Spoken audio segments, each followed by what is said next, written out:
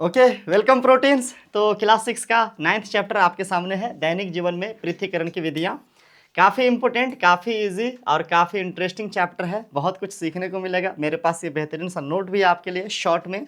ये बेहतरीन सा नोट आप अपने हैंड राइटिंग में लिख करके इसको यूज़ कर सकते हैं अपने स्कूल में, कोचिंग में, एग्जाम्स में।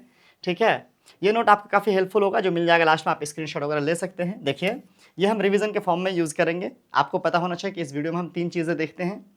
पहली चीज़ है एनसीईआरटी लाइन बाय लाइन, दूसरा है एक्सरसाइज एनसीईआरटी का, और तीसरा है ये पीपीटी से रिवीजन। तो पूरा कंप्लीट चैप्टर है, बस आपको एंड तक बने रहना है और वीडियो को पूरा देखना है और आपको सब कुछ समझ में आएगा। छोटी बड़ी चीज़ें हम सब कुछ बहुत अच्छे से डिटेल में आपको समझाने की कोशिश करेंगे। लेकिन अगर आप चैनल पर नए हैं तो सब्सक्राइब कर लीजिए, लाइक वाइक करके बैठिए आराम से पानी पी करके। 1 घंटे का वीडियो हो सकता है या शायद ज़्यादा भी हो जाए थोड़ा बहुत, और अपने दोस्तों के साथ शेयर कर दीजिए ताकि उनको भी एक बेहतरीन सा एनसीईआरटी का लाइन बाय लाइन लेक्चर जो है मिल जाए। तो बिना किसी देरी के चलते हैं हम लोग अपने एनसीईआरटी के बुक की ओर। ठीक है स्टूडेंट्स, चलिए। तो हमारे पास एनसीईआरटी नया वाला सिलेबस है। ये न्यू सिलेबस पे डिपेंडेंट हमने वीडियो बनाया है। नया सिलेबस में जो हमारा चैप्टर है उसका नाम है दैनिक जीवन में पृथक्करण की विधियाँ। ये जो चैप्टर है, ये चैप्टर आपको जो है चीज़ों को सेपरेट करने के लिए सिखाएगा। सबसे पहले एक कहावत दिया हुआ, कबीर का कहावत कहेंगे या लाइन कहेंगे, क्या कहते हैं इसको, पोइट्री है कि क्या है, मैं इन चीज़ों के बारे में कम ही जानता हूँ। फिर भी पढ़ता हूँ कि साधु ऐसा चाहिए जैसा सूप सुभाई, सार सार को गही रहे थोथा दई उड़ाई।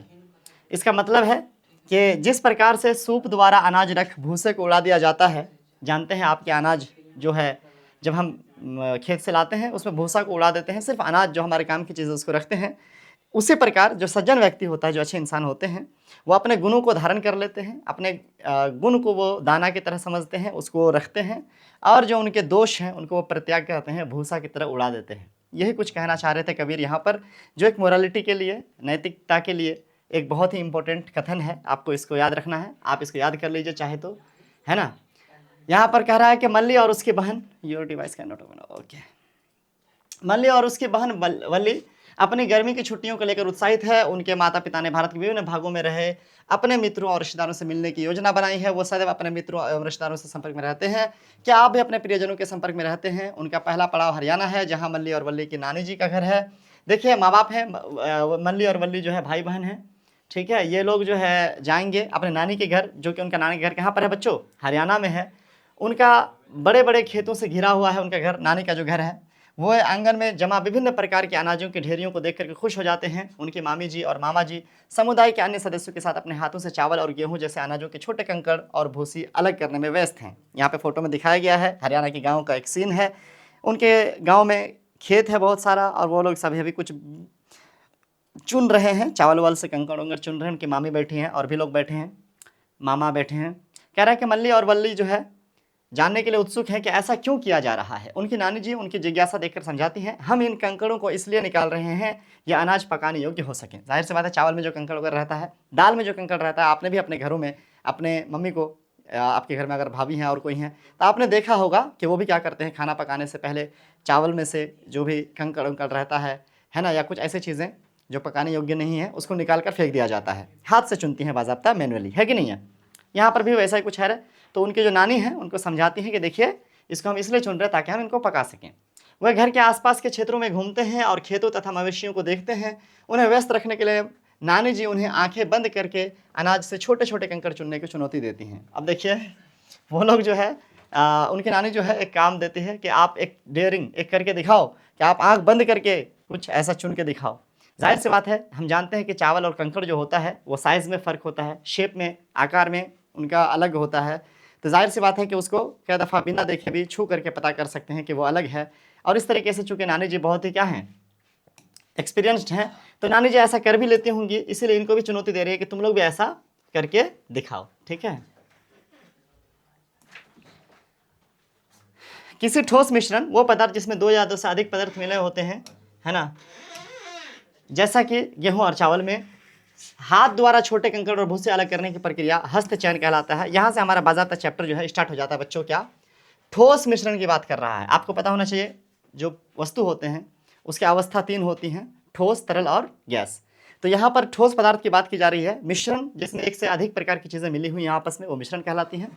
तो मिश्रण में यहाँ पर क्या है, दो से, यहाँ पर मिश्रण का डेफिनेशन भी दिया है। मिश्रण किसे कहते हैं, वो पदार्थ जिसमें दो या दो से अधिक पदार्थ मिले होते हैं, जैसा कि गेहूं और चावल एक मिश्रण हो गया। इसी तरीके से आप और भी कुछ मिला सकते हैं, इसमें कंकड़ मिला दीजिए तो भी मिश्रण है। तो मिश्रण का मतलब होता है कि जिसमें दो या दो से ज़्यादा किस्म की चीज़ें मिली हुई हैं आपस में। ओके स्टूडेंट्स, ये मिश्रण का डेफिनेशन हो गया। अब यहाँ पर कह रहा है कि इस मिश्रण में से हाथों द्वारा छोटे कंकड़ और भूसी अलग करने की प्रक्रिया जो होती है उसको हस्तचयन कहते हैं। यहाँ पर हमारा पहला वर्ड आ चुका है, वो है हस्तचयन।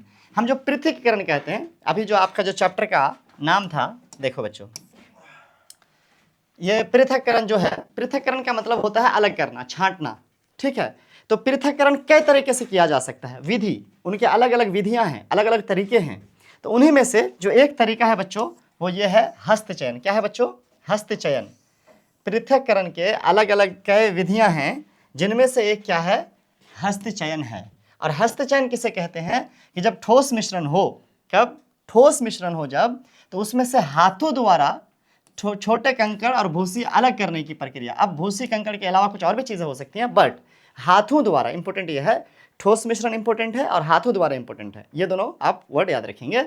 इसके द्वारा जब किसी चीज़ को हम अलग करते हैं, जैसे घर में चावल फटकते हैं तो चावल में से जो पत्थर अलग करते हैं, कंकड़ अलग करते हैं, दाल में से जो कंकड़ अलग करते हैं अगर, तो वो सब क्या कहलाएगा बच्चों, हस्तचयन कहलाएगा। यह कणों के आकार, रंग और आकृति के अंतर के आधार पर किया जाता है। ये इंपॉर्टेंट है क्या, कि हस्तचयन कब होता है, जब मिश्रण में, यानी एक से अधिक चीजें मिली हुई हैं, मिश्रण में जो कण हैं, जो चीजें हैं, उसका आकार, रंग और आकृति में अंतर हो। समझिए, चावल का जो आकृति है और पत्थर का जो आकृति है वो अलग होता है। पत्थर खुरदुरा या अजीब शेप का हो सकता है, चावल एक रेगुलर शेप का होता है। ऐसे ही चावल का रंग जो होता है वो वाइट टाइप का होता है, जबकि जो पत्थर वगैरह होते हैं वो लाल हो सकते हैं, काला हो सकते हैं, या कभी कभी तो वाइट भी हो सकते हैं। तो वाइट वाला फिर कभी कभी साइज के हिसाब से हम लोग को चुनना पड़ता है और कभी कभी रह भी जाता है। तो कहने का मतलब है कि यह हस्तचयन तब उपयोगी होगा, तब किया जाएगा जब कणों का आकार, रंग, आकृति वगैरह में अंतर हो। अगर एकदम सेम ही सेम हो तब तो फिर गलत है, नहीं कर सकते। आपको मैं बालू मिला दूंगा, आपको मैं बालू मिला दूंगा आटा में, अब आप कैसे अलग करोगे, एक ही जैसा है, साइज एक ही जैसा है ना, मिल जाएगा तो पता ही नहीं चलेगा। तो आप अलग नहीं कर पाओगे, अलग तब कर पाओगे हाथ से जब चीज़ों के आकार, रंग और आकृति में कुछ अंतर हो। ये बहुत इंपॉर्टेंट है। चलिए आगे बढ़ते हैं। यदि पृथक किए जाने वाले कण, पृथक मतलब अलग, मात्रा में, कम मात्रा में, अच्छा, और ये कब किया जाता है, दूसरा पॉइंट। एक पॉइंट तो ये हो गया कि अगर आकार, आकृति वगैरह में अलग है तब जो है हम ये हस्तचयन की प्रक्रिया जो है करते हैं। दूसरा ये कह रहा है कि यदि पृथक किया जाने वाला कण कम मात्रा में हो और सहजता से उठाए जा सकते हो तो हाथ से छांटना एक सुविधाजनक विधि सिद्ध हो सकता है। अब भैया इतना ज्यादा है, अगर सपोज करो जितना पत्थर उतना ही चावल, तो उस टाइम पर हाथ से ऐसे चुनना तो फिर बहुत दिक्कत की बात हो जाएगी। तब ये प्रक्रिया हस्तचयन नहीं काम आवेगा, यह विधि उस वक्त उपयुक्त नहीं होगा। यह विधि तब उपयुक्त होगा जब आप जिस कण को अलग कर रहे हैं वो कम मात्रा में हो और आसानी से उठाए जा सकते हो। अगर उठा ही नहीं सकते हाथ से तो उसको कैसे अलग कीजिएगा। दोपहर के खाने में मल्ली और वल्ली को गरम गरम पुलाव परोसा जाता है। पुलाव खाते समय नानी जी देखती हैं कि मल्ली जो है पुलाव में से साबुत काली मिर्च, साबुत मतलब पूरा पूरा काली मिर्च जो है निकाल करके प्लेट के किनारे रख रही हैं। ठीक है, यहाँ पर खाना खाने दिया गया है तो वो काली मिर्च को अलग कर रहे हैं। हाँ, हम लोग भी अलग कर देते हैं, अच्छा नहीं लगता क्या दफा ना। तो यहाँ पर कह रहा है क्या, वल्ली मजाक में कहती हैं, वाह यही हाथ से चयन करने की विधि है, अच्छी है ना।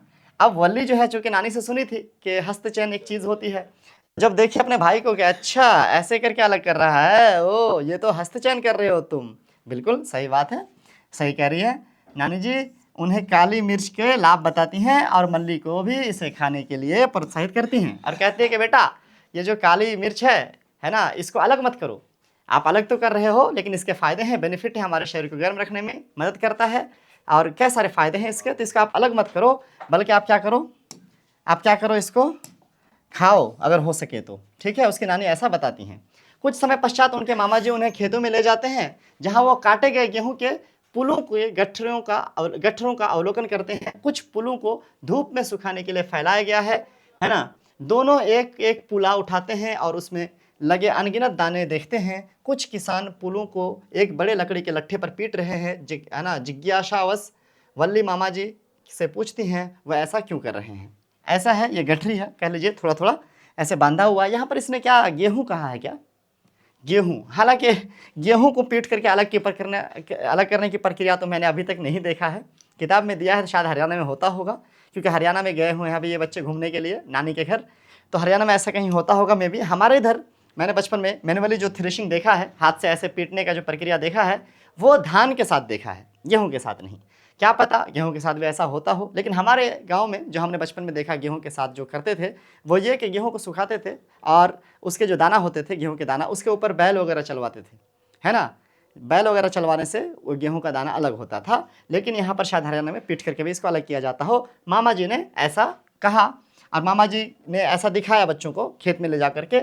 अब जो है इन लोगों के दिमाग में, है ना, एक सवाल ये आ गया, है ना, कि आखिर ऐसा ये लोग कर क्यों रहे हैं। मामा जी समझाते हैं वह दाने पृथक कर रहे हैं, दाने को अलग कर रहे हैं, इसमें से दाने को क्या कर रहे हैं, अलग कर रहे हैं, इसीलिए पीट रहे हैं। पुलों से दाने पृथक करने की यह प्रक्रिया थ्रेशिंग कहलाती है। देखिए बच्चों, एक और वर्ड आ गया यहाँ पर, पुलों से दाने,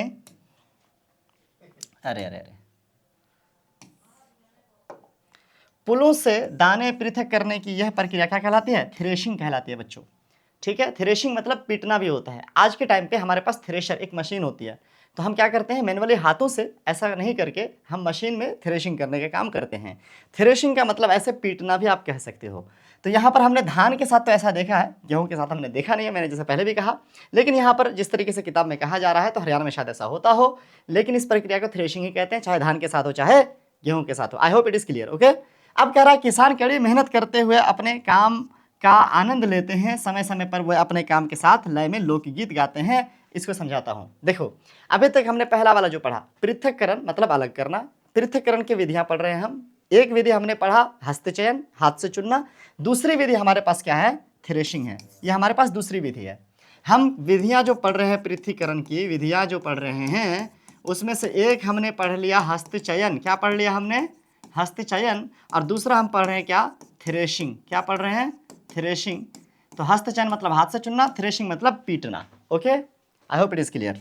अब यहाँ पर कह रहा है कि ये जो काम किसान कर रहे होते हैं तो वो काफ़ी आनंदित होकर कर रहे होते हैं, काफ़ी इसको एंजॉय कर रहे होते हैं। कैसे, जब ये पीट रहे होते तो कुछ गा रहे होते हैं।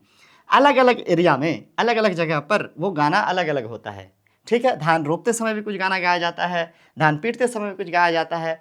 चूँकि हमारे यहाँ पे, अब हमारे यहाँ क्या, पूरे ही भारत में हम कह सकते हैं कि लोग अब मशीनों का इस्तेमाल कर रहे हैं, आधुनिक विधियों का इस्तेमाल कर रहे हैं, जहाँ पर इस तरह की चीज़ें हमें देखने को नहीं मिलती हैं। बट आज से 10 साल पहले जब ये मशीन का उपयोग कम होता था, उस समय पर लोग ये सब काम करते हुए लय में एक साथ मिल करके क्या करते थे, गाने का काम करते थे बच्चों। ठीक है, तो कह रहा उसको लोकगीत कहा जाता है, जो किसी लोकल जगह पे कोई खास मौके पे गाया जाता हो। तो वो गाते भी हैं, कह रहा है। अनाज के अलग किए गए दाने भूसे के ढेरियों में मिल जाते हैं। अब जब ये गिरता है तो इसमें भूसा भी गिरता है, ऑफकोर्स, सिर्फ दाना नहीं गिरता। अब इसमें मिल जाते हैं, है ना, और फिर बाद में उसको अलग किया जाता है। चलिए आगे देखते हैं क्या लिखा हुआ है। वल्ली फुसफुसाते हुए मल्ली से कहती है, क्या किसान इतनी सारी भूसी में से अनाज निकालने के लिए उसे हाथ से छाटेंगे? क्योंकि उसने हाथ से छाटने की एक विधि के बारे में ऊपर सुन रखा था अपने नानी से। तो यहाँ पर ये सोचते हैं कि इस तरीके से जो भूसा बन गया है बहुत सारा, इसमें सब क्या होगा, यहाँ पर भी क्या किसान हाथ से ही चुन चुन करके दाना को अलग करेंगे?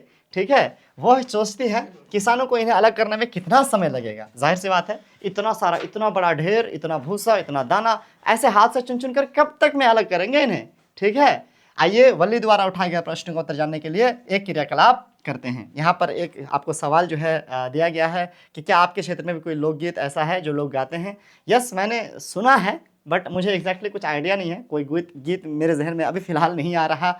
यस, मैंने कुछ रील्स में भी देखे हैं कि लोग भारी भारी काम करते समय कुछ गीत गाते हैं, बट एग्जैक्टली मैं बंगाली बोलता हूँ घर पे, बंगाली में मुझे ऐसा लोकगीत कोई पता नहीं है जो इस तरीके के समय में लोग गाते हों।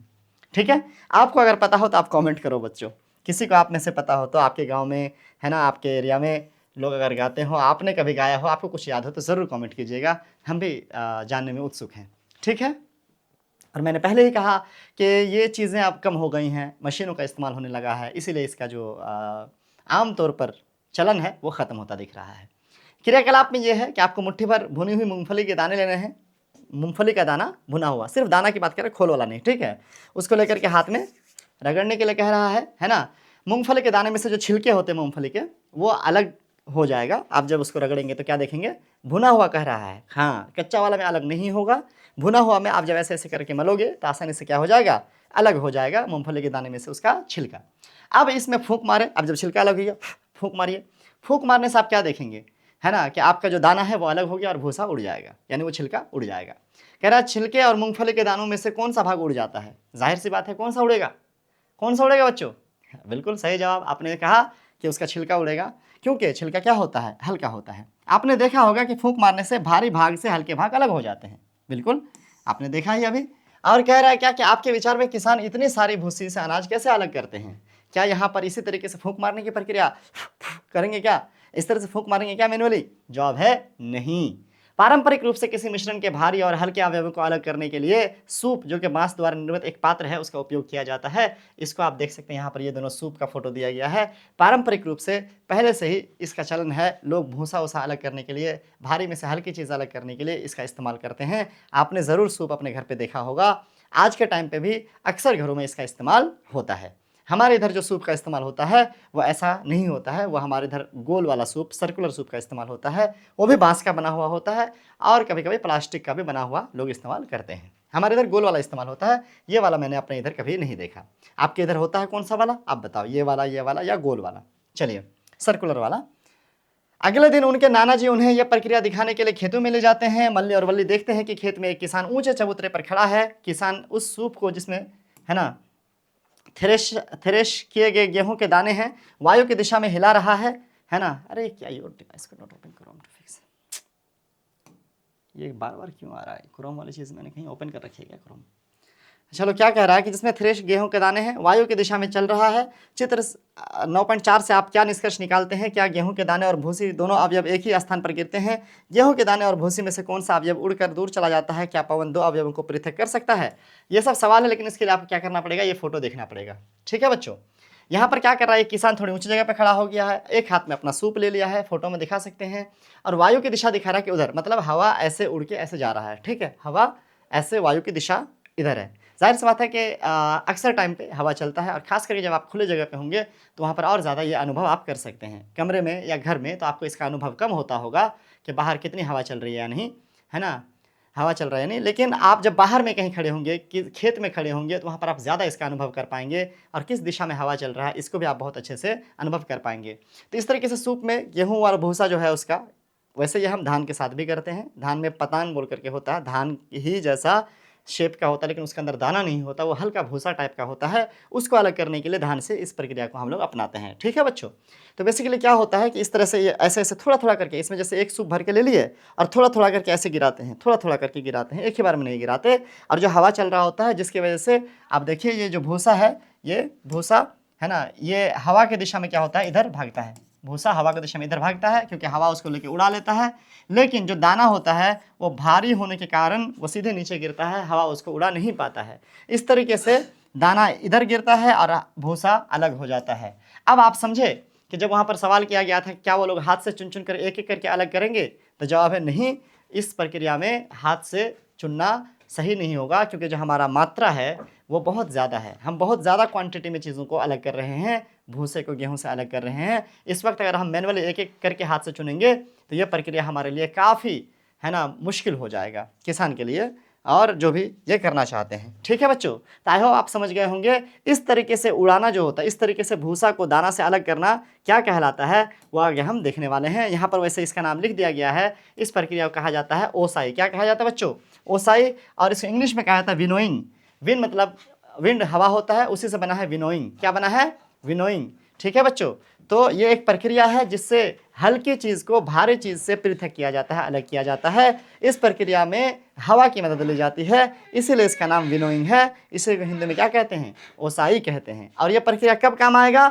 जब एक चीज़ हल्की हो, जो चीज़ अलग करे, एक चीज़ हल्की हो और एक चीज़ भारी हो बच्चों, तब यह प्रक्रिया हमारे लिए लाभदायक हो सकता है। और उसके लिए क्या चाहिए? हवा चाहिए। आगे बढ़ते हैं। अब यहाँ पर वही सब चीज़ें लिखी हुई हैं, आप देख लीजिए।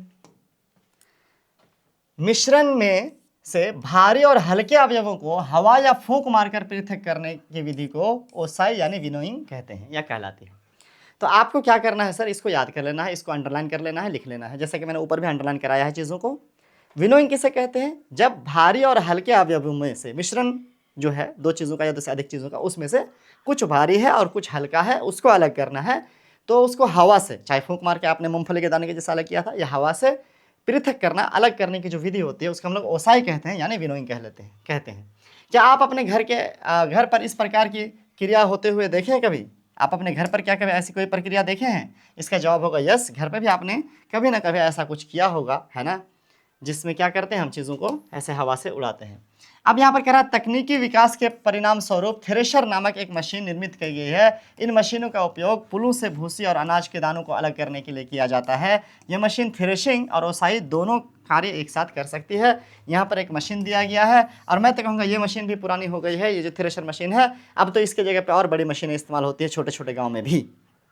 हरियाणा में जहाँ पर ये बात कर रहे हैं शायद वहाँ पर भी अब ये इस्तेमाल ना होता हो, अब ये बहुत कम इस्तेमाल होता है। इससे बड़ी बड़ी मशीन अब आ गई हैं जो ट्रैक्टर से चलती हैं आजकल, और लोग इसका इस्तेमाल करते हैं थ्रेशिंग यानी पीटने के लिए भी, दाना को उस पौधे से अलग करने के लिए भी, और दाने में मिक्स जो गेहूँ है, सॉरी भूसी है, उस भूसी को भी अलग करने के लिए जो ओसाई की प्रक्रिया है, जो विनोइंग की प्रक्रिया है, ये दोनों प्रक्रियाएँ एक साथ इस मशीन से कर ली जाती हैं। 3 विधि हमने पढ़ लिया अब तक, एक हस्तचयन, एक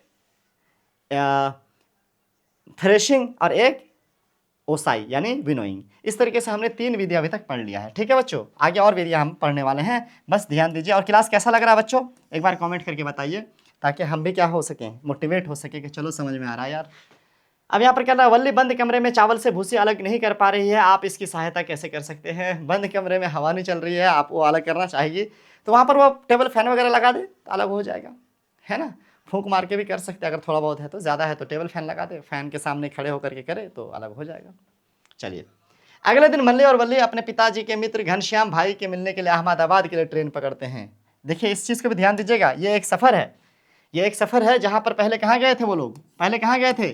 पहले गए थे हरियाणा। कहाँ गए थे? हरियाणा। हरियाणा होता है क्या? एक बार देख ले भाई।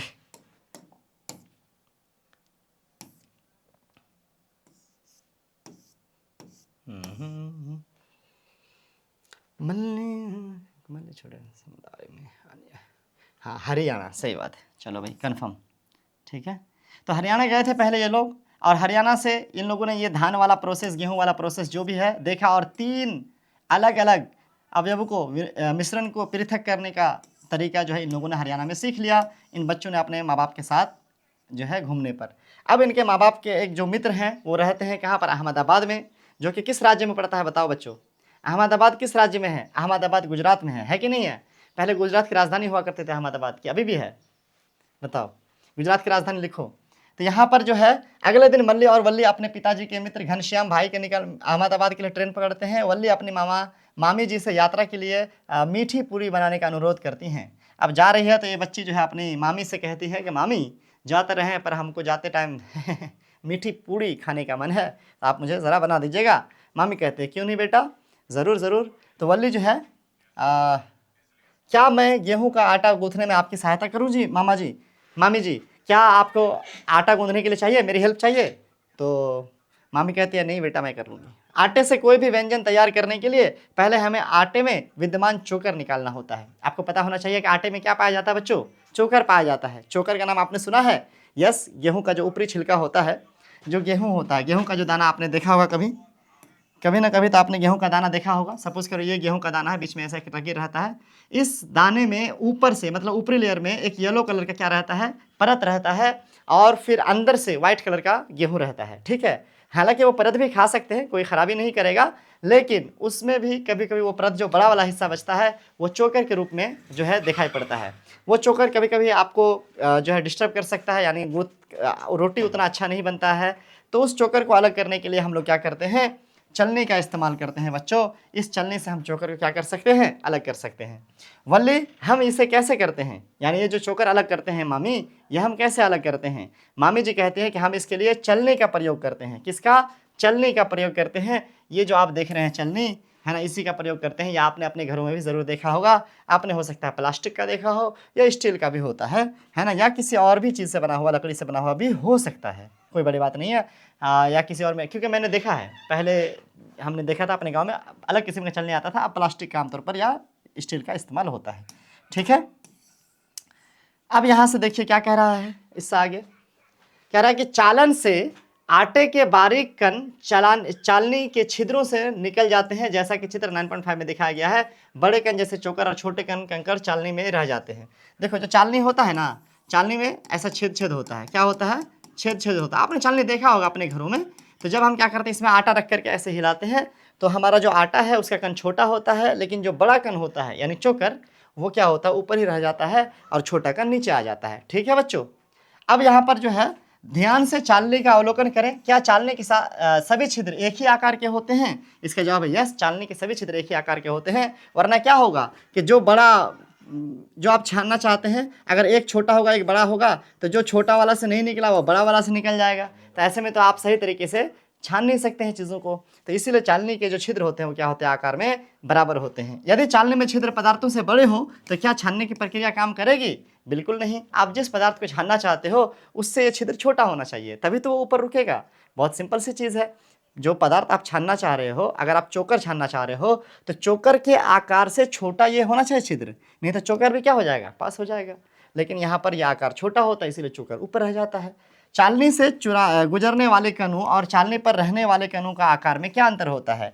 बिल्कुल, ये सवाल बहुत ज़रूरी है कि चालनी से जो गुजरने वाले कण होते हैं, है ना, वो कण होते हैं छोटे, और चालनी में रह जाने वाले कण जो होते हैं वो बड़े। देखो, अब ये सवाल आपसे इसलिए किया जा रहा है क्योंकि हम चालनी की जो प्रक्रिया है, किसी चीज़ को चलनी द्वारा अलग करने की जो प्रक्रिया है, वो तब उपयोग में लाते हैं जब वो ठोस पदार्थ, ठोस मिश्रण में एक कण का आकार बड़ा हो, एक कण का आकार छोटा हो। ठीक है बच्चों। इससे पहले भी हमने जो चीज़ें पढ़ी उसमें भी ध्यान देने योग्य चीज़ थी। जब हम हाथ से चुनते हैं तो क्या होना चाहिए, हाथ से चुनते हुए चीज़ें आकार में, रंग में, आकृति में अलग हों और कम मात्रा में उपस्थित हो जो आप छानना चाहते हो, तब आप क्या करोगे, आप हाथ से पृथक करोगे। वो विधि तब काम आएगा हस्तचयन का। जब आप जो विनोइंग पढ़ रहे थे, हवा से विसोई पढ़ रहे थे, वो प्रक्रिया तब काम आएगी जब एक चीज़ हल्की हो, एक चीज़ भारी हो, दोनों ठोस ही हो, है कि नहीं है। इसी प्रकार जो आपका ये तीसरा वाला चालनी वाला मेथड है, ये तब काम आएगी जब आप दो मिश्रण, जिसमें दो चीज़ें, दो किस्म के प्रकार के कण हैं, आप उसको साइज में देखते हैं कि छोटा बड़ा है, एक का आकार बड़ा है, एक का आकार छोटा है, तब जाकर के आप जो है चालनी का उपयोग कर सकते हैं और चालन प्रक्रिया का उपयोग कर सकते हैं दो चीज़ों में से एक चीज़ को अलग करने के लिए। तो ये इंपॉर्टेंट पॉइंट्स जो मैंने आपको अभी बताए, आपसे यही पूछा जाएगा कि कब हम किस प्रकार के पृथक्करण की विधि का उपयोग करते हैं। तो आपको ये कंसेप्ट क्लियर रखना है कि कब कौन से पृथक्करण की विधि का उपयोग किया जाएगा। ठीक है बच्चों। जब दो या दो से अधिक ठोसों के मिश्रण के अवयवों के कण के आकार भिन्न होते हैं तब चालन विधि का उपयोग किया जाता है। यहाँ पर इस चीज़ का क्या कर दिया गया है, क्लियरिफिकेशन कर दिया गया है। हरियाणा ही में रहते हुए ये लोग जो है एक और चीज़ सीख गए, क्या, चालन विधि। हमने क्या था, हैंड पिकिंग जो था, हाथ से हमने चुना, हस्तचयन विधि एक हमने पढ़ा। उसके बाद हस्तचयन के बाद हमने क्या पढ़ा, थ्रेशिंग पढ़ा। उसके बाद हमने क्या पढ़ा, ओसई पढ़ा। उसके बाद अभी हम क्या पढ़ रहे हैं, चालन विधि पढ़ रहे हैं। क्या पढ़ रहे हैं, चालन की विधि पढ़ रहे हैं। लेकिन ये चालन की विधि कब काम आएगी, जब दो या दो से अधिक ठोसों के मिश्रण के अवयवों के कणों का आकार भिन्न हो, तब क्या होगा, चालन विधि का उपयोग किया जाएगा। इसको आप अंडरलाइन कर लेंगे, ये इंपॉर्टेंट लाइन है। आगे बढ़ते हैं। अहमदाबाद आप पहुंच चुके हैं ये लोग पराठा खा करके। देखो भाई, घनश्याम भाई के साथ साबर में, हाँ भाई, हरियाणा के अंदर पराठे का काफ़ी चलन है। मैं भी वहाँ रहा हूँ अपने बीएड के ड्यूरेशन में 2 महीने। ये क्यों सच बोल रहा हूँ मैं। बहरहाल, तो जब मैं वहाँ पे रहा तो देखा वहाँ पे पराठा, रोटी, लस्सी, छाछ वगैरह लोग खूब खाते हैं और पसंद करते हैं। दूध के आइटम्स काफ़ी लोग वहाँ पर खाते हैं, रोटी खाते हैं। चावल खाने का जो वहाँ के लोगों का जो सोच है वो कम है। हमारे बिहार में तो लोग मैं खुद चावल पे जिंदा हूँ भाई। यहाँ पर अहमदाबाद वो लोग पहुँच चुके हैं। कौन लोग, मल्ली वल्ली जो भी था। और नाम एक तो एनसीईआरटी वालों ने ऐसा ऐसा चुन के रखा भाई, जनरली आपको वो नाम सुनने को मिलते नहीं है। ठीक है, पता नहीं कहाँ से, मतलब कुछ तो होगा इसके पीछे का लॉजिक कि इन लोगों ने अलग अलग जगह के हिसाब से नाम रखे हैं, अलग अलग इंडिया के स्टेट के लोग जैसे ऐसा नाम रखते हैं उस हिसाब से नाम रखे हैं। अब हमारे इधर जो नाम होते हैं वो तो काफ़ी अलग होते हैं बिहार में। तो कह रहा है कि अहमदाबाद पहुंचने पर घनश्याम भाई के साबरमती आश्रम जाते हैं। देखो घनश्याम भाई दोस्त हैं, है ना, वल्ली के पापा जी के दोस्त हैं। वो साबरमती आश्रम एक जगह है, वहाँ जाते हैं। वहाँ वो लोग जो है नमक सत्याग्रह यानी दांडी यात्रा के बारे में जानते हैं। आपको हिस्ट्री में ये पढ़ने को मिलेगा, एक गांधी जी का एक यात्रा था जिसका नाम था दांडी यात्रा, नमक आंदोलन के नाम से मशहूर है। पढ़ेंगे, बहुत काफ़ी पॉपुलर जो है यात्रा है। तो उसके बारे में ये लोग साबरमती आश्रम जा करके जो है समझते हैं, सीखते हैं, सुनते हैं। साबरमती आश्रम किस लिए प्रसिद्ध है? तो आप पढ़ेंगे हिस्ट्री में इसके बारे में। नमक यात्रा, दांडी यात्रा, एक पोस्टर बनाएं और चर्चा करें कि इस यात्रा का आयोजन क्यों किया गया था। यह एक हिस्ट्री का टॉपिक है। यहाँ पर एक फोटो भी इससे रिलेटेड दिया गया है, पुराने 500 के नोट में ये फोटो होता भी था। ठीक है, तो कहने का मतलब है कि दांडी यात्रा के बारे में आप और जो है जानें, पता लगाएं, फोटो बनाएं और अपने बड़ों से या अपने हिस्ट्री के टीचर से इसको समझने की कोशिश करें। ठीक है बच्चों, चलिए आगे बढ़ते हैं। मल्ली पूछती है नमक कहाँ से प्राप्त होता है? ठीक है, नमक आंदोलन, बढ़िया, ऐसी जगह पहुंच गए हैं जहां पर नमक वमक बनाया जाता है। तो नमक प्राप्त कहाँ से होता है? समुद्र जल से। घनश्याम भाई उत्तर देते हैं, पापा, उनके पापा के दोस्त उत्तर देते हैं कि बेटा नमक जो है ना वो कहाँ से मिलता है? समुद्र के जल से मिलता है। ठीक है, समुद्री जल पानी में घुले विभिन्न लवणों एवं अन्य पदार्थों के मिश्रण है। समुद्र के जल में क्या पाया जाता है यहाँ पर कह रहा है? पहली बात तो नमक मिलता है समुद्र जल से, ये क्लियर हो गया। पहाड़ से भी मिलता है, वो एक अलग चीज़ है, वो अलग प्रकार का नमक है। समुद्री जल पानी में घुले विभिन्न लवणों एवं अन्य पदार्थों का मिश्रण है। समुद्री जल में बहुत सारे लवण पाए जाते हैं और कई अन्य पदार्थ भी पाए जाते हैं। नमक प्राप्त करने के लिए समुद्र का जल उथले गड्ढों में रखा जाता है जहां यह धूप और हवा के संपर्क में आता है। नमक प्राप्त करने के लिए समुद्र के किनारे में गड्ढे बनाए जाते हैं। गड्ढे में पानी को ये समुद्र के पानी आके भरते रहते हैं, फिर उसको घेर दिया जाता है और उसको सूखने के लिए छोड़ दिया जाता है। वहाँ पे क्या होता है? वाष्पीकरण होता है। वाष्पित होकर के जो जल होता है वो उड़ जाता है और जो नमक बचता है वो उस गड्ढे में जमा हो जाता है। कई प्रक्रिया के बाद उस नमक को अलग करके खाने योग्य बनाया जाता है। ठीक है, ऐसा नहीं कि डायरेक्ट वहाँ से उठा के लेके आके हम पैकेट में पैक कर दिए। प्रक्रिया है, उसमें बहुत मेहनत होती है। कई कई महीने तक किसान जो है क्या करते हैं? मेहनत करते हैं। कह रहा है कुछ दिनों में जल जो है पूरी तरह वाष्पित हो जाता है और ठोस नमक शेष जो होता है रह जाता है। नमक जो है वो ठोस पदार्थ है, वो रह जाता है और जल जो है वाष्पित होकर उड़ जाता है, क्योंकि नमक वाष्पित नहीं होता। फिर लवण इस मिश्रण को शोधित कर साधारण नमक प्राप्त किया जाता है। इसमें से और जो है इसको शोधित किया जाता है और भी प्रक्रिया होते हैं, जिसके बाद जो साधारण नमक होता है वो हम लोगों को मिलता है। ओके बच्चों, आगे बढ़ते हैं। यहाँ पर जो है आपको कुछ करने के लिए किया गया। भारत में जलाशय के विषय में पता लगाएं जिनमें साधारण नमक पाया जाता है। इसका एक स्रोत राजस्थान के सांभर झील भी है। और भी आपको पता लगाना है। सांभर झील एक जगह है, कहाँ पर है? राजस्थान में है। जैसे कि आपको पता है गुजरात के कच्छ वगैरह में जो है नमक जो है बनाया जाता है, एक जगह मैं भी बता रहा हूँ। इस तरीके से यहाँ पर जो है एक और जगह दिया है राजस्थान के सांभर झील, वहाँ पे भी क्या होता है? नमक प्राप्त होता है, वहाँ पे भी लोग नमक बनाते हैं। आइए हम स्वयं क्रियाकलाप करके पता लगाएं कि नमक के विलयन से नमक को कैसे अलग कर सकते हैं। अब आपको क्या करना है? एक एक्टिविटी करनी है। इसमें क्या करना है? आपको एक कटोरी है ना पात्र लें, उसमें आपको नमक लेना है ना, जल आपको भर लेना है आधा, उसमें 2 से 3 चम्मच क्या कर लेना है? नमक भर लेना है। उसको हिलाना है और नमक को पूरी तरीके से घोल लेना है। थोड़ा पानी लेना है, कटोरी में नमक घोलना है, अच्छा खासा नमक, एक आध चम्मच नहीं डालिएगा, 10 चम्मच डाल दीजिएगा। एक काले या गहरे रंग का मोटा कागज का टुकड़ा ले और उस पर नमक के इस विलयन की कुछ बूंदे डालें, 5, 6, 7 चम्मच डाल के कम से कम। आपने क्या करना है? नमक का घोल जो बनाया अभी, उस नमक के घोल से आप कोई लकड़ी ही की मदद से उस घोल से लेकर के ऐसे लिखने की कोशिश करें, जैसे इंक समझ करके, उस पानी को इंक समझ करके कागज़ पे। और कागज़ कैसा होना चाहिए? काला कलर का हो, मोटा सा कागज़ हो तो ज़्यादा बेटर है। ऐसे कागज़ को लेकर के आप कोई भी डिज़ाइन बना सकते हैं, जैसे कि यहाँ पर बनाया गया है अलग अलग डिज़ाइन। ये बनाने के बाद आप इसको छोड़ दीजिए, सूखने के लिए, या धूप में सुखा दीजिए। और आप देखेंगे कि बाद में उसके ऊपर ऐसा धब्बा सा बन गया है। जो आकृति आपने बनाया था वो आकृति नमक का आकृति बन चुका है। पानी उसमें से क्या हो चुका है? सूख चुका है, वाष्पित हो चुका है, उड़ चुका है। ठीक है बच्चों, इससे क्या पता चला कि हम जो घोला हुआ नमक था पानी में, उसको हम क्या कर सकते हैं? अलग कर सकते हैं। अब ध्यान देने वाली बात क्या है कि अभी तक ऊपर के जो मिश्रण हम पढ़ रहे थे वो सब ठोस मिश्रण थे। चाहे वो गेहूं में भूसी मिला हुआ हो तो भी ठोस ठोस मिश्रण है, अगर चावल में कंकड़ मिला हो तो भी ठोस ठोस मिश्रण है, अगर मान लीजिए क्या कि उसके बाद क्या था? हवा वाला, अच्छा विसोई वो तो हो गया। उसके बाद चालनी वाला आटा जो चाल रहे थे उसमें भी आटे में अगर चोकर मिला है तो भी ठोस मिश्रण है। लेकिन इस बार जो मिश्रण है वो हमारे पास एक नमक है जो कि ठोस है और एक पानी है जो कि तरल है। इस बार ठोस तरल का मिश्रण है और हमने ठोस तरल मिश्रण को भी अलग करने का एक तरीका सीख लिया। क्या? गर्म करके या वाष्पित करके आप पानी को अलग कर सकते हैं, उड़ा सकते हैं और उसमें से ठोस पदार्थ को अलग कर सकते हैं। सूखने से पहले ऐसा था, सूखने के बाद ऐसा हो गया। कलाकृति आप अपने हिसाब से जैसा चाहें डिज़ाइन बना सकते हैं। क्या आपने कभी गर्मियों के समय गहरे रंग के कपड़ों पर सफ़ेद धब्बे देखे हैं? या धब्बे कैसे बनते हैं? यस, कभी कभी अगर आप कोई खास करके आप कैसा बता, मैरून कलर का शर्ट पहनिएगा, ब्लू कलर का शर्ट पहनिएगा, या आप जो भी कपड़ा पहनते हैं, उसके बाद देखिएगा कि अगर पसीना खूब ज़्यादा आता है तो आप जब उसको सुखाइएगा डायरेक्ट ला करके, तो आप देखिए उसमें पसीने के डिज़ाइन बन गए होते हैं। ठीक है, इसके पीछे का क्या रीज़न है बच्चों? इसके पीछे का रीज़न होता है वही नमक जो आपके पसीने में पाया जाता है। वो नमक शरीर में जो मौजूद था, उपस्थित था, वो आपके कपड़े में था।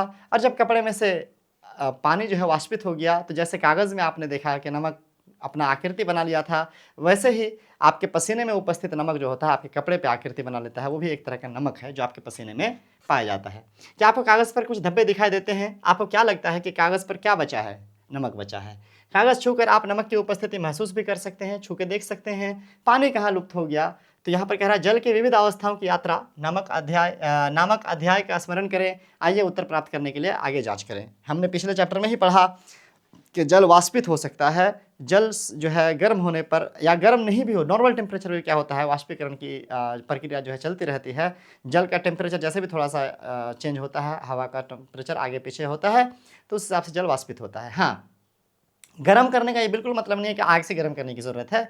मान लीजिए 25 डिग्री सेल्सियस पे आपने वो नमक पानी का घोल बनाया था, वो 26 डिग्री भी होगा तो वाष्पीकृत होगा, 24 से 25 होगा तो भी वाष्पीकृत होगा। मतलब कैसे भी चेंजेस आएंगे ना इसमें टेम्परेचर में, तापक्रम में, तो उसमें वो वाष्पीकरण एक ऑटोमेटिक प्रक्रिया है जो हमेशा होती रहती है। हमने डिटेल से बात करा है ना। आप वो वीडियो जा करके देख सकते हो, लिंक है आपके डिस्क्रिप्शन में, इसी वीडियो का डिस्क्रिप्शन आप मिल जाएगा। यहाँ पर जो है आप एक और एग्जाम्पल कह रहे हैं, एक और नॉलेज दिया गया एक्स्ट्रा में कि समग्र स्वास्थ्य और चिकित्सा की पारंपरिक भारतीय प्रणाली आयुर्वेद में उपचार के लिए जड़ी बूटियों या पौधों का भाग का उपयोग करने की सलाह दी जाती है। प्रायः इन सामग्रियों जैसे विभिन्न औषधीय पदार्थ के जड़ों, पत्तियों, फूलों या बीजों को छाया में सुखाते हैं। इस प्रक्रिया में अतिरिक्त जल का वाष्पीकरण हो जाता है, जिससे औषधि का महत्वपूर्ण भाग बचा रह जाता है। आपको पता ही होना चाहिए कि आयुर्वेद में जड़ी बूटियों का महत्व है। बहुत सारे जड़ी बूटियों को लंबे समय तक इस्तेमाल करने के लिए सुखाया जाता है, उसका सूखा रूप इस्तेमाल किया जाता है, लेकिन उसको धूप में ना सुखाकर उसको छाया वाले भाग में ही सुखाया जाता है, ताकि उसके सिर्फ पानी जो है उस वस्तु में, उस पत्ते में, डंठा में, फल में, फूल में, वो पानी सिर्फ क्या हो, वाष्पीकृत हो, लेकिन उस पानी, उस फूल में, फल में, पत्ते में जो उपयोगी पदार्थ है, जो इंपॉर्टेंट चीज़ें हैं, वो नष्ट ना हो, इसीलिए धूप में ना सुखाकर कहाँ सुखाया जाता है, उसको छाया में सुखाया जाता है। ये एक नॉलेज आपको होना चाहिए।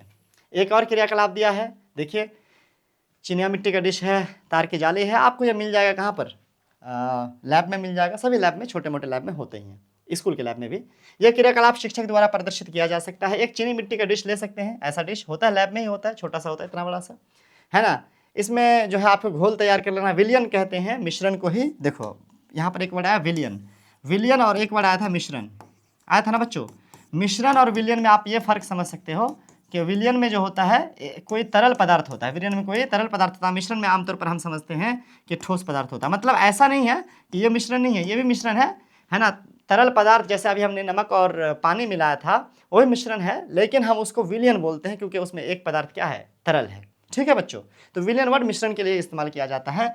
यदि चीनी मिट्टी का डिश उपलब्ध नहीं है तो किसी अन्य उपयुक्त पात्र का उपयोग किया जा सकता है। चीनी मिट्टी ना भी हो, किसी और चीज़ का आप इस्तेमाल कर सकते हैं। ठीक है, आगे देखिए क्या करना है आपको। कर रहा है इसमें नमक पानी घोल लेना है, उसमें से जो है आपको उसको गर्म करना है। गर्म करने के बाद उसको जो है चीनी मिट्टी को, डिश को ठंडा होने देना है। क्या आप देखते हैं चीनी मिट्टी का डिश में क्या बचा। ठीक है, आपको ऐसे ही जो यहाँ पर दिया गया है, चीनी मिट्टी की डिश में नमक पानी घोल करके इसको गर्म करना है।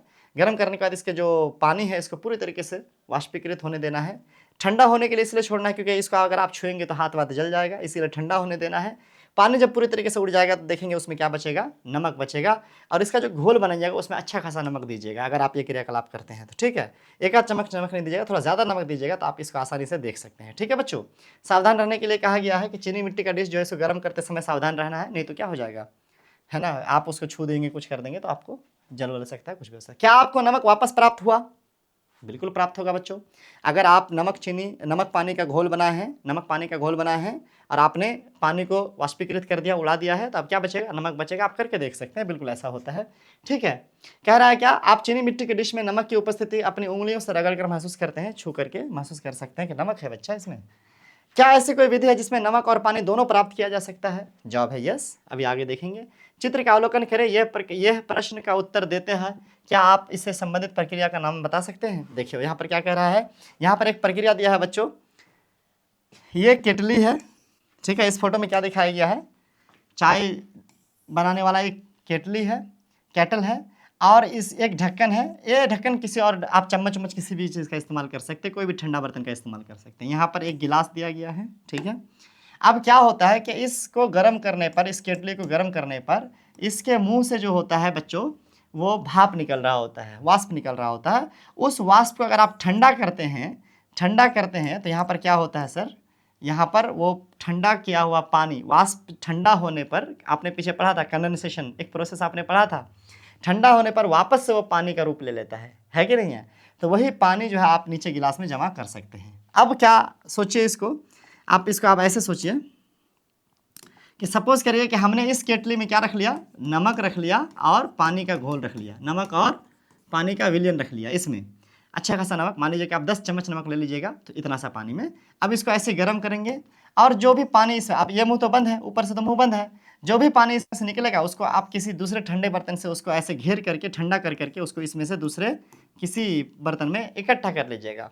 ऐसे करते करते एक टाइम तक इसका पानी खत्म हो जाएगा, सारा पानी आप इसी गिलास में इकट्ठा कर लीजिएगा। उसके बाद इसको आप ठंडा होकर के खोलिएगा इसको, तो क्या देखेंगे कि अंदर में क्या बचा है, नमक बचा है। तो अभी आपका नमक और पानी का जो मिश्रण था, विलयन था, उसमें से आपने नमक को भी अलग कर लिया जो कि केतली में बचा है, और पानी को भी अलग कर लिया जो कि इस गिलास में है। ठीक है बच्चों, आगे देखते हैं। अब समय आ गया है कि वो दक्षिण भारत में पुडुचेरी में रहने वाले अपने दादा और दादी जी से मिलने जाएं। ठीक है, अब यहाँ पर ये लोग जो है अहमदाबाद से भी निकल गए, हरियाणा भी घूम लिया, अब अहमदाबाद भी घूम लिए। अब ये लोग कहाँ जा रहे हैं, दक्षिण भारत जा रहे हैं, जगह का नाम है पुडुचेरी, है ना, केरल में होगा शायद ये जगह। वहाँ जो है दादा और दादी इनकी रहती हैं। देखो, हरियाणा में इनकी नानी रह रही थी, है ना, वल्ली के नानी नाना लोग रह रहे थे, और पुडुचेरी में इनके दादा दादी लोग रहते हैं। ठीक है, और अभी इनके पापा के दोस्त रह रहे थे कहाँ पे, अहमदाबाद में। ठीक है बच्चों, तो दादा दादी जी से मिलने जाएं। मल्ली और वल्ली अपने पुराने पड़ोसी मित्र बालन से मिलने के लिए उत्साहित हैं, क्योंकि जाहिर सी बात है उनके दादी के घर है तो बचपन में वो वहाँ रही होंगी। तो मल्ली और वल्ली जो है अपने पुराने मित्र जो है से मिलना चाहती हैं वहाँ जा करके, है ना, बचपन के दोस्तों से मिलना चाहते हैं। कहाँ पे, पुडुचेरी में। ठीक है, पुडुचेरी पहुंचने के बाद वे पुराने समय की बातें याद करने लगते हैं और उन्हें पता ही नहीं चलता कि शाम हो गई है और दादी जी की चाय का समय हो गया है। अक्सर हमारे भारतीय संस्कृति में ये देखा गया है कि दादी वगैरह जो होती हैं, दादा वगैरह होते हैं या बूढ़े लोग होते हैं, वो ज़्यादा चाय पीते हैं। हालांकि चाय तो हमारे बिहार में भी काफ़ी लोग शौकीन हैं, हम खुद क्या बताएं भैया, चाय हमें भी चाहिए होता सुबह शाम कम से कम, है ना। और बीच में मिल जाए तो हम मना नहीं करते, ना भी मिले तो खैर क्या ही करेंगे, ज़िंदगी इतनी बिजी है कि चाय के लिए ज़्यादा वक्त निकाल नहीं पा रहा हूँ। बहरहाल कह रहा है कि दादी जी जो हैं अपने लिए चाय बनाती हैं। दादाजी कह रही हैं, दादाजी कह रहे हैं कि मैं आपके लिए चाय बनाता हूँ। बच्चों से, पोता पोती से कह रहे हैं, वल्ली वल्ली से, कि बच्चे तब क्या कह रहे हैं कि हम भी आपकी सहायता करेंगे चाय बनाने में दादाजी, चलिए हम भी आपके साथ चलते हैं। चाय बनाते समय दादाजी ने एक कप चाय बनाने के तरीके के बारे में कुछ सुझाव दिए कि देखो, चाय बनाने के लिए ऐसे पहले दूध डालना होता है, फिर चाय पत्ती, पहले चाय पत्ती मत डाल देना, ठीक है, फिर चीनी अगर थोड़ा बहुत डालना हो तो। फिर कह रहे हैं कि बालन, चाय बनाते समय दादाजी ने एक कप चाय, अच्छा बालन कहते हैं चाय बनाने के बाद आप चाय की पत्तियों को कैसे अलग करते हैं, ये सवाल आता है। दादाजी कहते हैं स्पष्ट है, चालनी के द्वारा। आप जानते हैं कि यदि हमारे पास चालनी नहीं है तो भी हम अधिकांश चाय की पत्तियों को अलग कर सकते हैं। ठीक है, तो बालन पूछ लेता है कि आप ठीक है कैसे अलग करते हो, चाय पत्ती को चाय से कैसे अलग करते हो। तो दादाजी कहते हैं अरे चलनी है ना हमारे पास, हैं चलनी से अलग कर देंगे, परेशान क्यों हो रहे हो। फिर कह रहे लेकिन अगर चलनी ना हो ना तो भी हम लोग अधिकांश मात्रा में जो चाय की पत्ती है उसको अलग कर सकते हैं। कैसे अलग कर सकते हैं, आगे देखिए। दादाजी कहते हैं कि चाय वाले बर्तन यानी पात्र को कुछ समय के लिए हम स्थिर छोड़ दें, उसको ना हिलाए डुलाएं, ऐसे रख दें, बंद करने के बाद गैस चूल्हा ऑफकोर्स, नहीं तो हीट में तो हिलता डुलता रहेगा। और कह रहा धीरे धीरे कप में उंडेलें, और जब उसको आराम आराम से ऐसे उंडेलना है, यानी आपने जो बर्तन में चाय बनाया, सस्पेन में बनाया, अगर सस्पेन में चाय बना उसको आप पहले छोड़ दिए 2-4-5 मिनट के लिए, 2-4 मिनट के लिए कम से कम, और फिर वो नीचे बैठ जाएगा चाय पत्ती, और उसको ऊपर ऊपर से आप चाय निकाल सकते हैं। अब यहाँ पर कह रहा है ना वल्ली, अरे हाँ, और तब चाय की पत्तियां नीचे रह जाएंगी। हाँ बात तो सही है। ठोस और द्रव के मिश्रण में भारी अवयव नीचे बैठ जाता है, इस प्रक्रिया का अवसादन कहते हैं। एक और नया, क्या, अगर ठोस और द्रव का मिश्रण हो, जैसे कि नमक और पानी भी था, तो जो अवयव हैं कुछ भारी वाले वो क्या हो जाएंगे, नीचे बैठ जाएंगे, और इस प्रक्रिया क्या कहेंगे, अवसादन यानी सेडिमेंटेशन कहते हैं। सेडिमेंटेशन इंग्लिश है, नीचे बैठना या गाद बैठना कहते हैं सेडिमेंटेशन का मतलब, अवसादन हिंदी है, नीचे बैठना। इसका मतलब सिर्फ क्या हुआ, नीचे बैठना, सेडिमेंट होना, अवसादित होना, समझ गए बच्चों। तो जब आप ठोस द्रव का मिश्रण बना रहे हैं तो उसमें जो भारी चीज़ होगी वो नीचे बैठेगा। अब ज़रूरी नहीं है कि वो मतलब ठोस ही चीज़ नीचे बैठे, जो भारी होगा वो नीचे बैठेगा, और नीचे बैठेगा जो, उसको हम लोग कहेंगे अवसादित पदार्थ, यानी अवसादन हुआ है, वहाँ पर नीचे बैठा है। जब बर्तन को तिरछा कर जल के द्रव को हटाया जाता है तो यह प्रक्रिया निस्तारण कहलाती है, डिकंटेशन कहलाता है, निस्तारण। अब यहाँ पर क्या कह रहा है कि किसी ठोस और द्रव के मिश्रण में अवसादित अवसादित अवयव को, नीचे बैठे हुए अवयव को अलग करने के लिए हम क्या करते हैं, तिरछा करके बर्तन को, है ना, द्रव को हटाते हैं। यह प्रक्रिया क्या कहलाता है, निस्तारण कहलाता है। कहने का मतलब है कि एक और हमने विधि पढ़ लिया पृथक्करण का, वो कौन सा है, निस्तारण बच्चों, डिकेंटेशन। ठीक है, निस्तारण एक विधि है जिससे हम क्या कर सकते हैं, अवयवों को अलग कर सकते हैं मिश्रण के। ठीक है बच्चों, चलिए एक और हमने पढ़ लिया, याद रखते जाइए। लेकिन यह विधि कब काम करेगा, जब एक भारी हो एक हल्का हो। ठीक है, ये भी चीज़ याद रखना आपको। और ये वाला चीज़, ये फोटो देखिए, एक सवाल भी है। अच्छा, निस्तारण प्रक्रिया का उपयोग चावल और दालों को धोने के साफ करने में भी किया जाता है। घर में भी आपने देखा होगा मम्मी वगैरह को कि ऐसे जो है चावल जो है धोती हैं जब, तो उसमें से जो बर्तन में से पानी को इस तरीके से अलग करती है। हाथ इसलिए दे रखी है ताकि कुछ अगर एक आ जाए तो वो हाथ में आ जाए तो उसको अलग कर लेंगे। तो इस तरीके से ये भी एक निस्तारण की प्रक्रिया है। यहाँ पर जो पानी है और जो चावल है, चावल भारी चीज़ है, चावल नीचे बैठ जाता है, तो वो नीचे बैठना अवसादन होना है। अवसादित पदार्थ यहाँ पर चावल है, और उसको बर्तन को टेढ़ा करके क्या करती हैं मम्मी, पानी को अलग कर लेती हैं। तो यहाँ पर क्या प्रक्रिया हुआ, निस्तारण का प्रक्रिया हुआ। ठीक है, आगे बढ़ते हैं। हमारे आसपास की सामग्री अध्याय में आपने पढ़ा, क्यों सही नहीं हो रहा है, चलो 1 मिनट भाई।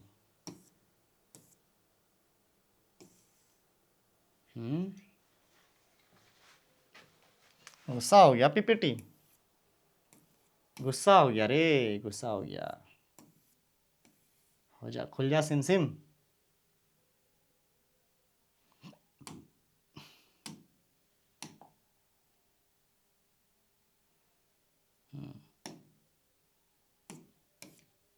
दोबारा से खोलना पड़ेगा क्या बच्चों, दोबारा से पीपीटी खोलना पड़ेगा क्या? चलो एक और कोशिश कर लेते हैं, नहीं होगा दोबारा खोल लेंगे नीचे तक जा करके।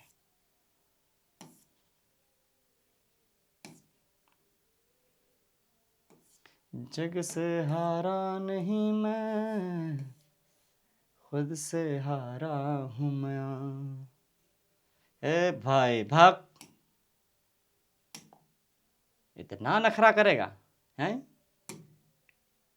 तो फिर वहीं आ गया। चलो इस बार हो गया।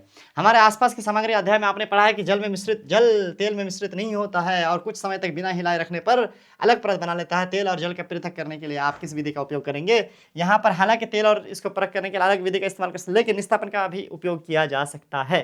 ठीक है, एक फनल का इस्तेमाल किया जाता है, सेपरेटिंग फनल कहते हैं उसको। ठीक है, अलग करने के लिए एक फनल का इस्तेमाल किया जाता है। मैं आपको थोड़ा बताता हूँ। ठीक है, मान लो क्या कि जैसे एक फनल बनाओ आप, ये फनल ऐसा टाइप का होता है। ठीक है, और यहाँ पर होता है, मान लो इसको एक गिलास में ऐसा रख दिया गया, एक फनल को ऐसा रख दिया गया, इसमें एक टाइट करने का स्क्रू टाइप का होता है। ठीक है, स्क्रू टाइप का होता है टाइट करने के लिए। ठीक, और तेल और इसके मिश्रण को इसमें डालते हैं। ठीक है, तेल और पानी के मिश्रण को इसको डालते हैं। मान लो तेल ऊपर रहेगा, पानी नीचे रहेगा, तो जैसे डाल दिए, अब यहाँ तक मान लो क्या कि पानी है और इससे ऊपर तेल है, तो इसको ढीला करते हैं, इसको नीचे जाने का वेट करते हैं। जैसे यहाँ तक तेल आ जाता है ना, ऊपर से जैसे यहाँ तक तेल आ जाता है तो इसको टाइट कर देते हैं। इस तरीके से तेल अलग कर सकते हैं और पानी अलग कर सकते हैं। तेल और पानी जो है बेसिकली वो दोनों लिक्विड हैं, लेकिन एक हल्का है एक भारी है, तो एक नीचे होता है और एक ऊपर रहता है। कहीं ना कहीं ये निस्तापन से रिलेटेड है, लेकिन इसको सेपरेटिंग फनल नाम है इसका। क्या नाम है, हमने इंग्लिश में नाम आपको बता दिया, सेपरेटिंग फनल बोलते हैं इसको इंग्लिश में। इस वाले चीज़ को, ये जो ऊपर लगाया मैंने, इससे अलग करने का प्रक्रिया जो है इससे किया जाता है, तेल और पानी को। यहाँ पर वही चीज़ कह रहा है। चलिए आगे देखते हैं। अरे भैये दादाजी, लेकिन फिर भी मेरे मुंह में चाय की कुछ पत्तियां आ सकती हैं, क्योंकि निस्तारण की प्रक्रिया से पूरी तरह चाय की पत्तियां चाय से अलग नहीं होती। सही कह रहा बच्चा।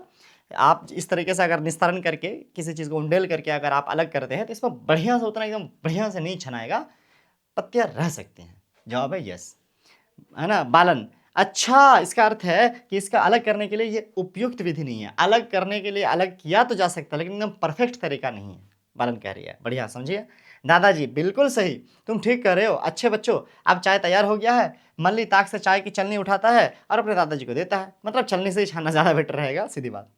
आइए अब मैं चाय की इस चालनी से छानता हूँ। तुम देख सकते हो कि सारी चाय की पत्तियां चालनी में रह जाती हैं, और चाय से चाय की पत्तियां पृथक करने की इस प्रक्रिया को निस्यादन यानी फिल्टर करना कहते हैं। एक हमने क्या प्रक्रिया पढ़ लिया, निस्यादन। क्या पढ़ लिया, निस्यादन। यानी हम कह सकते हैं कि चाय से चाय की पत्तियां पृथक करने की प्रक्रिया निस्यादन है, यानी फिल्टर करना। निस्यादन मतलब फिल्टर करना। तो चाय से चाय की पत्तियां हो या इस तरह का कुछ और भी हो, जैसे दूध में अगर सपोज करो कि हमने कुछ इलायची विलायची डाल रखा था, अब उसको भी अलग करने के लिए आप निस्यादन का इस्तेमाल कर सकते हैं। यानी एक ऐसा विलयन जिसमें एक तरल पदार्थ है और एक ठोस पदार्थ है, तो आप निस्यादन की मदद से अलग कर सकते हैं। थोड़ा ध्यान देने वाली बात देखें, ऊपर में हमने क्या क्या प्रक्रिया पढ़ा। वैसे तो आपने बहुत ऊपर से मैं नहीं जाऊंगा। देखो यहाँ पर क्या था, यहाँ पर था निस्तारण। क्या था? निस्तारण। इसको ध्यान दीजिएगा। और वहां पर है निस्यादन। नाम मिलता जुलता है, कंफ्यूजन होगी, इसीलिए मैं कह रहा हूं। निस्तारण जो है ये बेसिकली क्या था, टेढ़ा करके आपने उंडेल करके अलग करा था चाय पत्ती को, ठीक है, छलनी का इस्तेमाल नहीं करा था। लेकिन जब आप छलनी का इस्तेमाल करते हैं तो उसको हम लोग क्या कहते हैं, निस्यादन कहते हैं। निस्तापन और निस्यादन। निस्तारण या निस्तापन भी कहते हैं, निस्तारण और निस्यादन दोनों अलग अलग है। निस्तारण जब उंडेल करके सेडिमेंट करके किसी चीज़ को अलग कर रहे थे, जैसे बालू और पानी मिला हुआ सपोज करिए, तो आपने ऊपर ऊपर से ऐसे पानी को अलग से गिरा लेना है। बालू जो नीचे बैठा तो वो सेडिमेंट हुआ, वो क्या हो गया, अवसाद हुआ, और आपने उसको अलग किया तो वो हुआ निस्तारण। लेकिन आपने छलनी की मदद से अलग किया तो वो क्या हो गया आपको, निस्तापन, सॉरी निस्यादन। क्या हो गया? निस्यादन। कहाँ गया रे? यहीं पे है।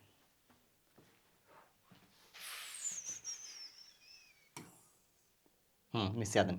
बालन मल्ली से पूछता है कि क्या वो मटमेल जल के निस्यादन के लिए चाय की छाननी का उपयोग कर सकता है। अब जल, मटमेल का मतलब होता है ऐसा पानी जिसमें मिट्टी मिला हुआ हो। तो क्या मिट्टी मिला हुआ पानी को भी हम ऐसे छलनी से, चाय की छलनी से छान करके अलग कर सकते हैं? जवाब है नहीं यार, मिट्टी तो बहुत छोटे छोटे कण होते हैं, उसको ऐसा अलग नहीं कर सकते हैं। आओ क्यों ना हम स्वयं करके इसका पता लगाए दादाजी। साथ ही मटमेल जल के कपड़ों से एक टुकड़े से भी छानने का प्रयास कीजिए और अंतर देखिए। आप अगर चाय की छन्नी से छानेंगे तो अच्छे से नहीं छनाएगा, लेकिन अगर आप कपड़े से छानेंगे उसको, सूती कपड़ा वगैरह से, तो आप देखेंगे कि अच्छे से, फिर भी बहुत हद तक अच्छे से छना जा सकता है। और अगर आपने लेयरिंग कर ली, 2-3 लेयर लगा दिया कपड़े का, तब तो बहुत अच्छे से हो ही जाएगा। दोबारा तिबारा छानेंगे तो है ना, हो जाएगा। कॉटन वगैरह से तो बहुत अच्छे से छना जाएगा भाई। मल्ली कॉटन मतलब रुई वगैरह से।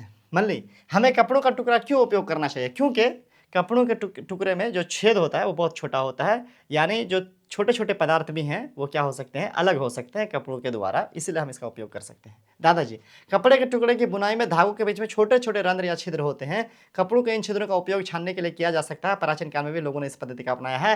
अगर कभी सवाल पूछ दे कि हम मटमेल पानी को छानने के लिए कपड़ों का इस्तेमाल क्यों करते हैं, तो इसका जवाब यहाँ पर आपको दिया हुआ है। यदि जल एक बार छानने के बाद भी गंदा है तो अशुद्धियां फिल्टर पत्र का उपयोग करके अलग की जा सकती हैं, जिसमें और भी छोटे रंध्र या छिद्र होते हैं। फिल्टर पत्र एक निस्यादक होता है ना, जिसमें अत्यंत सूक्ष्म छिद्र होते हैं। एक पेपर होता है फिल्टर पेपर, आप खरीद भी सकते हैं, और फिल्टर पेपर फिल्टर मशीन में भी फिल्टर लगा रहता है, उसमें कुछ इस तरह की चीज़ें होती हैं। उसके अलावा फिल्टर पेपर जो होता है वो लैब में भी पाया जाता है। अगर आपके स्कूल में लैब है तो आप वहाँ देख सकते हैं। स्वच्छ जल पीने के लिए मुझे कपड़े की कितनी परतों का उपयोग करना चाहिए, तो वो डिपेंड करेगा कि कितना ज़्यादा जो है गंदगी, मटमैल कैसा है। और फिल्टर पेपर का इस्तेमाल करके और जो है अच्छे से आप छान सकते हैं और प्योर कर सकते हैं, क्योंकि फिल्टर पेपर में और छोटे छोटे छिद्र होते हैं, कपड़े से भी छोटे छिद्र होते हैं। यहाँ पर नीचे दिया गया है कि फिल्टर पेपर का इस्तेमाल कैसे करना है बच्चों, ठीक है। ऐसा गोल सा होता है फिल्टर पेपर, इसको आपको पहले ऐसे बीच से मोड़ लेना है, फिर उसको ऐसे और एक बार एक और देखो, पहले इसको ऐसे बीच से मोड़ लिए है ना, ऐसा हो गया, फिर इसको ऐसे मोड़ लिए है ना, चारकोना। उसके बाद फिर आप क्या करेंगे, इसको खोल करके ऐसा गोल बनाएंगे, कैसा, कोन जैसा, आइसक्रीम वाला कोन जैसा बनाएंगे, ठीक है। उसके बाद ये शंकु होता है, ये भी आपको लैब में पाया जाता है ना। और फ्लास्क होता है, शंकुआ का फ्लास्क, ये भी लैब में पाया जाता है। तो इसको आप इस शंकु में ऐसे रख देंगे, और उसके बाद इस फिल्टर पेपर को ऐसे रखने के बाद है ना, इस शंकु में आप जो है उसमें से मटमैल पानी डाल देंगे, और इसमें एकदम छन करके बढ़िया शुद्ध पानी जो है आपको फ्लास्क में मिलेगा। चलिए आगे देखते हैं। इस तरीके से आप अलग कर सकते हैं। कह रहा है क्या, फिल्टर पत्र के अतिरिक्त कपास, चारकोल, रेत इत्यादि के अनेक सामग्रियों का उपयोग निस्यादक के रूप में किया जा सकता है।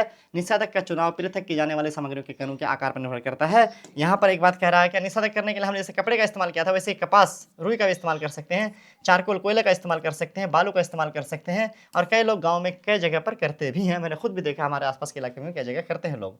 और ये सब निस्यादक जो है तब हम चुनते हैं, हमें डिपेंड करता है कि जो छान रहे हैं वो कितना पतला है, कितना छोटा है। देखो, हम लोग यहाँ पर निस्यादक वाली विधि जो है उपयोग करते समय क्या ध्यान देंगे कि निस्यादक का चुनाव पृथक किए जाने वाली सामग्रियों के कणों के आधार पर निर्भर करेगा।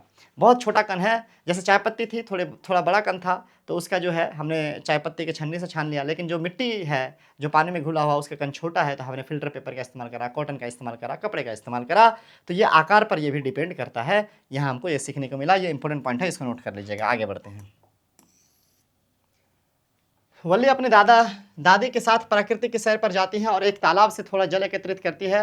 उस जल में कुछ अवांछित पदार्थ दिखाई पड़ते हैं। कम लागत के सामग्रियों का उपयोग करके जल के निस्यादन के लिए एक कार्यकारी मॉडल की योजना बनाए और उसका निर्माण करें। इसके लिए मैं आप सिर्फ इतना कहूँगा, जैसे मतलब वो नदी से पानी लेके आती है और नदी के पानी में क्या देखती है कि कुछ मिटमैल चीज़ें हैं, गंदगी है, क्या करेगी। तो मैं ये कह सकता हूँ कि वो अलग अलग लेयरिंग कर सकती है। एक बड़ा सा टीना ले ले, चलो यही कर देते हैं, या बोतल ले ले। अब इसमें क्या कर ले कि नीचे छेद कर दें, ठीक है, नीचे छेद कर दे। अब इसके नीचे कुछ रख ले पानी को जमा करने के लिए। सबसे पहले इसमें कुछ डाल दे, जैसे कि चलो बालू डाल दे, छोटा छोटा पत्थर डाल दे, छोटा छोटा पत्थर डाल दे, या कोयला डाल दे, इसमें कोयला वाला डाल दे, नहीं छोटा नहीं, पहले कोयला ही डाले। चलो उसके ऊपर पत्थर डाल दे, छोटा छोटा, क्या कर दे, पत्थर उठा डाल दे इतना सा। उसके ऊपर बालू डाल दे मोटा मोटा, ठीक है, इसके ऊपर क्या डाल दे, बालू डाल दे मोटा मोटा। इसमें पानी डाले और नीचे छन के जो पानी आएगा वो बहुत हद तक शुद्ध होगा। चलो एक ये मॉडल आप बना सकते हो। इसमें खर्चा भी कुछ नहीं लगने वाला, घर की चीज़ें इस्तेमाल होंगी, आसानी से बना सकते हैं और फिल्टर अच्छा खासा हो जाएगा। उस पर अगर शक लगे तो पानी गर्म करके पी लेना, और क्या, कीटाणु मर जाएंगे। यहाँ पर क्या रहा है, क्या, टी बैग, चाय की पत्ती की थैली। बिल्कुल आपने देखा होगा, टी बैग घरों में इस्तेमाल होता है। ऐसे छोटे छोटे इतने इतने बड़े थैली होते हैं, है ना, छोटे छोटे थैली होते हैं। एक तो ये लगा रहता है, धागा लगा रहता है, इसमें चाय पत्ती रहती है भरी हुई, क्या, चाय पत्ती भरी रहती है। इसको गर्म पानी में, है ना, चीनी वाले पानी में डायरेक्ट ऐसे डुबाते हैं, थोड़ा देर रखते हैं और उसको निकाल देते हैं और वो चाय पी लेते हैं। ठीक है, मतलब चाय पत्ती को चाय बनाते टाइम में नहीं डालते हैं, गर्म पानी में इसको डाल करके पीते हैं। पहले रेशम जैसे मुलायम कपड़ों में बनाई जाती थी, क्योंकि ये चाय पत्ती को रोक लेती थी, रेशम कपड़े में बनाया जाता था। इनके आर पार निकल सकता था। रेशम मजबूत होने के कारण गर्म जल के संपर्क में आने पर फटता भी नहीं था। बाद में लोग जली या मलमल के कपड़े का उपयोग करने लगे थे, लेकिन फिल्टर पत्र का उपयोग करना आरंभ जब हुआ, आजकल अधिकांश टी बैग जो है इसी में बनाए जाते हैं। फिल्टर पत्र जो होता है पेपर का बना होता है, सस्ता भी पड़ता है बाकी चीज़ों से, और काफ़ी अच्छा काम भी करता है, तो लोग इसका इस्तेमाल करते हैं। ठीक है, चलिए आगे बढ़ते हैं। यहाँ पर ये लोग मछली मारने के लिए निकले हैं। जाल यहाँ पर देख रहे हैं, नेट के ज़रिए से जो है उसके दादा लोग और बाकी लोग मछली मार रहे हैं। मल्ली और वल्ली अपने दादा और उनके मित्र, है ना, ओटुकम के साथ पास की नदी में नौका विहार के लिए ले जाते हैं। नौका विहार के लिए जाते हैं, नौका घूमने के लिए। ओटुकम एक मछुआरा है। जैसे ही वो मछली पकड़ने के लिए जाल डालते हैं तो पानी जाल से बाहर बह जाता है। वल्ली को पहले सीखी हुई निस्यादन की विधि का स्मरण हो जाता है। देखो फिर क्या कह रहा है, निस्यादन की विधि का स्मरण हो जाता है। आता है, वो समझती है कि मछली पकड़ने की यह विधि बहुत कुछ उसी के समान है। मल्ली जाल में फंसी मछलियों के साथ प्लास्टिक की थैलियाँ, टूटी बोतलें, खाद्य सामग्री। देखो यहाँ पर पहले, अच्छा ऊपर की बात पहले हम कर लेते हैं। देखो बच्चों, यहाँ पर जो हमने विधि देखा था वो कौन सा प्रक्रिया था, निस्यादन की प्रक्रिया थी। क्या थी, निस्यादन की प्रक्रिया। निस्यादन की प्रक्रिया क्या थी, फिल्टर करने की प्रक्रिया थी निस्यादन। पानी को उंडेल करके अलग करना था, है ना, निष्पातन, यानी, है ना, निष्पात, और यह निस्यादन कैसा, जो फिल्टर करने का उपयोग है। तो जाल से भी, जैसे मान लीजिए क्या कि अगर मछली को निकाल रहे हैं, जैसे चाय पत्ती को चाय से निकाल रहे हैं, तो कुछ वैसा ही प्रक्रिया है। तो इसीलिए वो बोले कि निस्यादन की प्रक्रिया ये भी हो सकती है ना। इसलिए मैं यहाँ पर आपको वापस याद दिलाने के लिए कहा, क्योंकि ये कन्फ्यूजन वाली चीज़ है थोड़ी सी। ठीक है बच्चों, आगे बढ़ते हैं। अब आगे कह रहा है कि जब जाल में मछली आती है तो मछली के साथ साथ प्लास्टिक आते हैं, कचड़े आते हैं, और कुछ तो मछली के मुंह में भी प्लास्टिक रहते हैं। बताओ, मछली प्लास्टिक अगर खा लेगी तो उसके पेट खराब होंगे कि नहीं होंगे, मछली मरेगी कि नहीं मरेगी, मछली बीमार पड़ेगा कि नहीं पड़ेगा, बिल्कुल पड़ेगा। इसीलिए हम लोग क्या करना चाहिए, नदियों को साफ रखना चाहिए। वहाँ पर प्लास्टिक कचड़े हम लोग को नहीं फेंकना चाहिए। उसमें जो जीव नदियों में रहते हैं उसके ज़िंदगी को क्या हो जाता है, ख़तरा हो जाता है। यहाँ पे एक पोयम दिया गया है, इसको खुद भी पढ़ना है, कुछ खाली लाइन से अपने हिसाब से भरना भी है। समुद्र में तैरती थी छोटी मछली कोयलास, नन्ही सी प्यारी सी थी वो सबकी खास। एक दिन प्लास्टिक का बड़ा टुकड़ा बहता हुआ आया, गर्दन कोयलास की फंस गई, दर्द ने उसे तड़पाया। ठीक है, अब आप यहाँ पर अपने हिसाब से एक दो लाइन अपने मन से बना सकते हैं। ठीक है, मछली बिलखती रही उछलती रही, पर कोई मदद को ना आया। ठीक है, इस तरीके से आप कर सकते हैं। मम्मी मछली रोए और पापा पुकारे कोयलास, पर धीरे धीरे बंद हो गई उसकी आंखें आज, और रुक गई जैसे उनकी सांस। मैंने और थोड़ा बढ़ा दिया, ऐसा कुछ कर सकते हैं आप। प्रदूषण से भरे महासागर मछलियां दम तोड़ रहीं, हमारे गलत कार्यों के कारण अब नन्ही कोई लाश नहीं रही। जल यह जीवन का आधार, प्रदूषण से ना करो इसे बेकार, इसको बचाना है सबकी जिम्मेदारी, यही तो है सबसे बड़ी समझदारी, है ना। तो आप सब इसको गाइए और बढ़ाइए, और अच्छा अपने हिसाब से इसको और जो है आप बड़ा कर सकते हैं इस पोएम को। अपने अभिभावकों के साथ चर्चा करें। आपके घर में कटोरे में रखा हुआ दूध फट गया, अपने अभिभावकों के साथ चर्चा करें कि आप इसे किस प्रकार उपयोग कर सकते हैं। इस प्रक्रिया में आप पृथक्करण की किस विधि का उपयोग करेंगे। यानी पृथक्करण का जो विधि था हमने जो पढ़ा था, अभी तक जो पढ़ा है, निस्यादन पढ़ा है, निस्तापन पढ़ा है, कैसा करेंगे। तो दूध जब फट जाता है तो कुछ शायद ठोस पदार्थ नीचे, उसको गर्म करके जो है आप उसमें से जो तरल पदार्थ है उसको वाष्पित कर सकते हैं, और उस ठोस पदार्थ में चीनी वगैरह मिला करके खोआ वगैरह बना सकते हैं, जहाँ तक मुझे लगता है। मल्ली और वल्ली अपने दादा दादी जी का आशीर्वाद लेते हैं और बालुन के शुभकामनाएं देकर मध्य प्रदेश के नगर भोपाल की यात्रा पर निकल पड़ते हैं। अब ये लोग उधर से भी, साउथ से भी आ चुके हैं, अब जा रहे हैं भोपाल। अभी तक हरियाणा जा चुके हैं, हाँ, गुजरात जा चुके हैं, और पुडुचेरी जा चुके हैं, और अब जा रहे हैं भोपाल। भोपाल कहाँ पर है? मध्य प्रदेश में है, ठीक है। रेलगाड़ी जब भोपाल पहुंचती है तो उस समय तीव्र धूप के कारण गर्मी बढ़ रही है ना। वो मौसी के घर की ओर जाते समय एक ढाबे में छाछ पीते हैं। मैं भी छाछ पीता हूँ कई दफ़ा, है ना। और मल्ले ढाबे के दीवार पर लटकी बड़ी सी पेंटिंग के बारे में दुकानदार से पूछती हैं। दुकानदार बताता है कि चित्र में घरों की एक बड़ी मथनी से दही मथकर मक्खन प्राप्त करने की प्रक्रिया को दर्शाया गया है, जिसे मथना कहते हैं। इस प्रक्रिया में हल्का होने के कारण मक्खन ऊपर तैरता है जबकि छाछ नीचे रह जाता है। देखो बच्चों, यहाँ पर क्या है, ये रस्सी से ऐसे ऐसे करके खींचते हैं। बेसिकली इसके अंदर जो है दूध जो है रखा जाता है, या दही रखा, क्या रखा जाता है बता दें। इस चित्र में घरों में एक बड़ी मथनी दही मथकर मक्खन, अच्छा दही से मक्खन प्राप्त करते हैं। मुझे तो एग्जैक्टली सच बताऊं, मुझे बहुत ज़्यादा आइडिया नहीं है इस चीज़ के बारे में। मैं तो इवन के कुछ बच्चों से अपने स्कूल में पूछा भी था कि क्या आप में से किसी को पता है, आपके घर में से, हालांकि गाँव देहात के लोग हैं हमारे इधर, तो मैंने पूछा था कि आप में से किसी घर में मक्खन वगैरह बनता है, दही वगैरह से ऐसे कुछ बनाते हैं। किसी बच्चे ने जवाब नहीं दिया यार। बहरहाल ये सब प्रक्रिया हमारे इधर पॉपुलर नहीं है, लेकिन फिर भी मुझे इतना पता है कि हाँ, मैं दूध की बात जानता हूँ कि दूध में अगर आप घुमाते हैं लकड़ी को ऐसे, तो उसका जो मक्खन है उसको आप अलग कर सकते हैं। शायद दही से भी कुछ इस तरीके से किया ही जाता होगा, क्योंकि वो हल्का होता है तो ऊपर आ जाता है। यहाँ पर ऐसा लिखा हुआ है। इस प्रक्रिया को क्या कहा जाता है? मथना कहा जाता है। कौन सी प्रक्रिया को? जिसमें दही से क्या अलग किया जाता है सर? दही से छाछ अलग किया जाता है और मक्खन अलग किया जाता है। इतना आप याद रखेंगे, ठीक है बच्चों। चलिए आगे बढ़ते हैं। अब यहाँ पर कह रहा है, मौसी घर पर उनका प्रवास आनंदमय रहा और वे घर लौटने पर अपनी सभी यादें अपने मित्रों के साथ साझा करने के लिए उत्सुक हैं। अब उनकी अपनी यात्रा के अंतिम पड़ाव मेघालय की राजधानी शिलांग पहुंचने का समय आ गया है। अब वो लोग शिलांग जा रहे हैं, मौसी घर से घूम के आ गए। क्या आप रसोई घर में पाए जाने वाले एक उपकरण का नाम बता सकते हैं जो बिजली के चालक है और छाछ तैयार करने के लिए उपयोग में लाया जा सकता है? अगर कुछ लाया जा सकता है वो ग्राइंडर ही मशीन होगा, आई थिंक ग्राइंडर ही होगा, और कुछ क्या ही होगा। शिलांग में अपनी बुआ के घर पहुंचते ही वो एक बढ़ई को लकड़ी को द्वारा बनाते देखते हैं।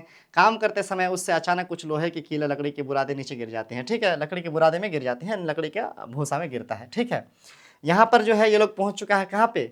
ये लोग पहुंच चुका है शिलांग, जो कि कहाँ की राजधानी है? मेघालय की राजधानी है ना। शिलांग जो है पहुंच करके ये लोग क्या देखते हैं, वहाँ पर एक लकड़ी बढ़ई जो है, लकड़ी का काम करने वाला मिस्त्री को बढ़ई कहते हैं, वो जो है काम कर रहा था, कुछ कील गिर गया उसका भूसा में, ठीक है बच्चों। तो वो क्या कर रहे हैं, देखिए अभी ये ढूंढ रहे हैं, अरे कहाँ चला गया मेरा कील।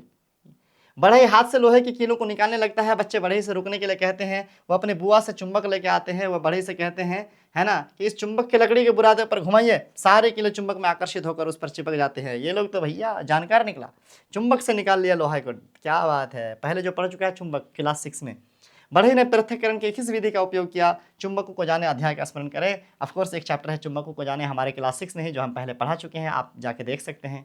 हमारे वीडियो में आपको लिंक मिल जाएगा, मतलब डिस्क्रिप्शन में मिल जाएगा। चैनल पे जाके प्ले लिस्ट पे भी देख सकते हो। यार वीडियो को लाइक नहीं किया क्या अभी तक? यहाँ तक पहुँच गया, लाइक नहीं किया।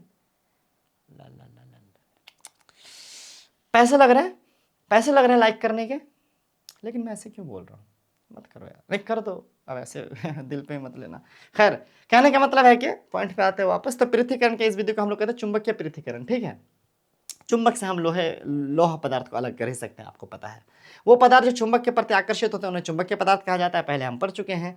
लोहा चुंबकीय पदार्थ का एक सामान्य उदाहरण है, यस, सबसे कॉमन उदाहरण है। चुंबक का उपयोग करके चुंबक की ओर से अचुंबकीय, देखो यहाँ पर कह रहा है चुंबक का उपयोग करके चुंबकीय और अचुंबकीय पदार्थों को पृथक करना, अलग करना, चुंबकीय पृथक्करण कहलाता है। अवयवों को पृथक करने का एक और विधि यानी चुंबकीय पृथक्करण हमने यहाँ पर पढ़ लिया। एक और विधि हमने क्या पढ़ लिया?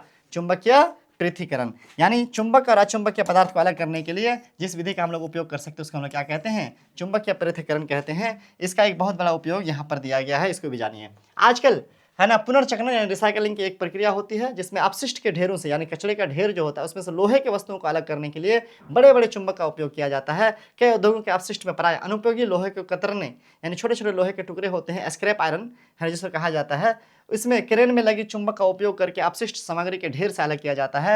अनुपयोगी लोहे के कतरनों को पुनर्चक्रण करके उन्हें पुनः उपयोग में ला जा सकता है। अब छोटे छोटे लोहे के टुकड़े हैं उसको इस तरीके से अलग करके उसको दोबारा से इस्तेमाल कर सकते हैं, रिसाइकलिंग करके उसको पिघला करके दोबारा जो चाहे लोहे का बनाया जा सकता है। जैसा कि आपको पता है कि मेटल सभी के साथ ऐसा किया जा सकता है। मल्ली और वल्ली की छुट्टियां आनंदमय रही, छुट्टी खत्म हो चुका है, बहुत बढ़िया रहा, खूब ये लोग घूमे, पूरे भारत का भ्रमण किए, ठीक है। उन्होंने केवल भारत के विभिन्न क्षेत्रों को जानने अच्छा, उनकी यह मनोरंजनात्मक भारत का यात्रा उनकी स्मृतियों में अस्थायी रूप से रहेगी, स्मृति सोच में हमेशा रहेगी, अस्थायी रहेगी। उन्होंने केवल भारत के विभिन्न क्षेत्रों को जानने का आनंद लिया, बल्कि पदार्थों को पृथक करने की विभिन्न विधियों का भी ज्ञान प्राप्त किया। पूरा भारत तो घूमे ही, और अलग अलग चीज़ों को अलग अलग कैसे हम मिश्रण को, कैसे हम विलयन को अलग कर सकते हैं एक दूसरे से, वो सब भी इन लोगों ने यहाँ पर सीखा। पूरे भारत को घूम घूम कर अलग अलग जा करके देख देख करके बायाफ्ता इन लोगों ने सीखा, और मैंने भी आपको बोल बोल करके भ्रमण कराया पूरे भारत का। कैसा लगा वीडियो बताओ कमेंट में, ठीक है। यहाँ पर कुछ एग्जांपल्स दिए गए हैं, जैसे कि दालों से छोटे कंकड़ को पृथक करना, दाल में से कंकड़ हटाना, दही मथ कर मक्खन प्राप्त करना, अभी जो थोड़ी देर पहले आया था, पके हुए दलिया या पोहे से हरी मिर्च निकालना, बिल्कुल जैसे कि काली मिर्च निकाल रहा था, तरबूज से बीज निकालना, निर्माण सामग्री के निश्चित ढेर से लकड़ी के बुरादे और लोहे की कीलों को अलग करना, जैसे कि अभी आया था, माला बनाने के लिए विभिन्न फूलों के ढेरों में से गेंदे का फूल निकालना, रेत से कंकड़ को अलग करना, चावल के आटे में से नारियल का टुकड़ा पृथक करना, पानी से तेल को अलग करना, और नमक के विलयन में से नमक पृथक करना। ये सब कुछ हम लोग ऊपर सीख चुके हैं, मतलब है ना, ऊपर हमने ऐसा कुछ देख चुका है। तो यहाँ पर 2 टोकरियाँ आपको लेनी है, इनमें से प्रत्येक उन 2 प्रयोजनों में से एक प्रदर्शित करता है जिनके लिए हम पदार्थों का पृथक्करण करते हैं। 2 दल बनाएंगे और देखें कि कौन सा दल अधिकतम सही प्रविष्टि प्रस्तुत करता है। सोचे और आरंभ करें।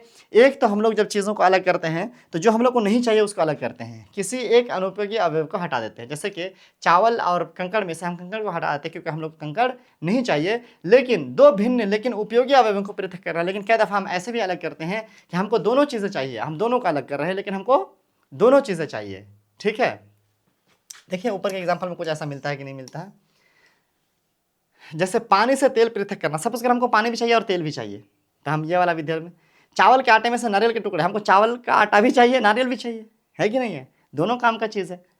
रेत से कंकड़ का पृथक करना, दोनों काम का नहीं है भैया नहीं, पलस्तर वलस्तर करने के लिए, घर बनाने के लिए, आपने चालनी देखा भी होगा, वहाँ पर इसका उपयोग करते हैं।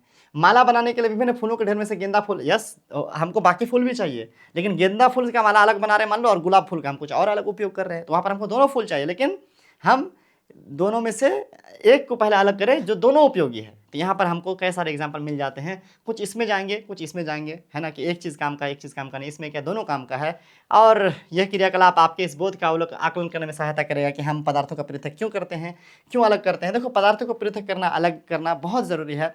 हमारे दैनिक जीवन में बहुत सारे समय पर हमें किसी एक प्रकार के पदार्थ की आवश्यकता होती है, लेकिन वो एक पदार्थ जो है मिलता नहीं है, वो मिश्रित रूप में रहता है। सपोज करें चावल की ही बात कर लेते हैं, आटा की ही बात कर लेते हैं, वो हमारे दैनिक जीवन का हिस्सा, हमारा भोजन का हिस्सा है, लेकिन आटे में चोकर है, चावल में अगर कंकड़ है तो हम उसको अलग किए बिना उसको उपयोग नहीं कर सकते हैं। इसीलिए हमारे दैनिक जीवन में पृथक्करण जो होता है, अवयवों का पृथक्करण, वो एक बहुत महत्वपूर्ण भूमिका निभाता है। आई होप कि आपको चीज़ें बहुत अच्छे से समझ में आई होंगी। अब तक आपने शायद ये काफ़ी इन्जॉय करा होगा चैप्टर। छोटा सा बहुत बेहतरीन वीडियो था ये आपके लिए, जहाँ पर हम एनसीईआरटी का लाने वाला सेशन खत्म कर चुके हैं। जल्दी से हम क्या देख लेंगे, इसके थोड़े एक्सरसाइज भी देख लेंगे ताकि एक्सरसाइज में आपको कोई दिक्कत ना आए। चलिए एक्सरसाइज देखते हैं।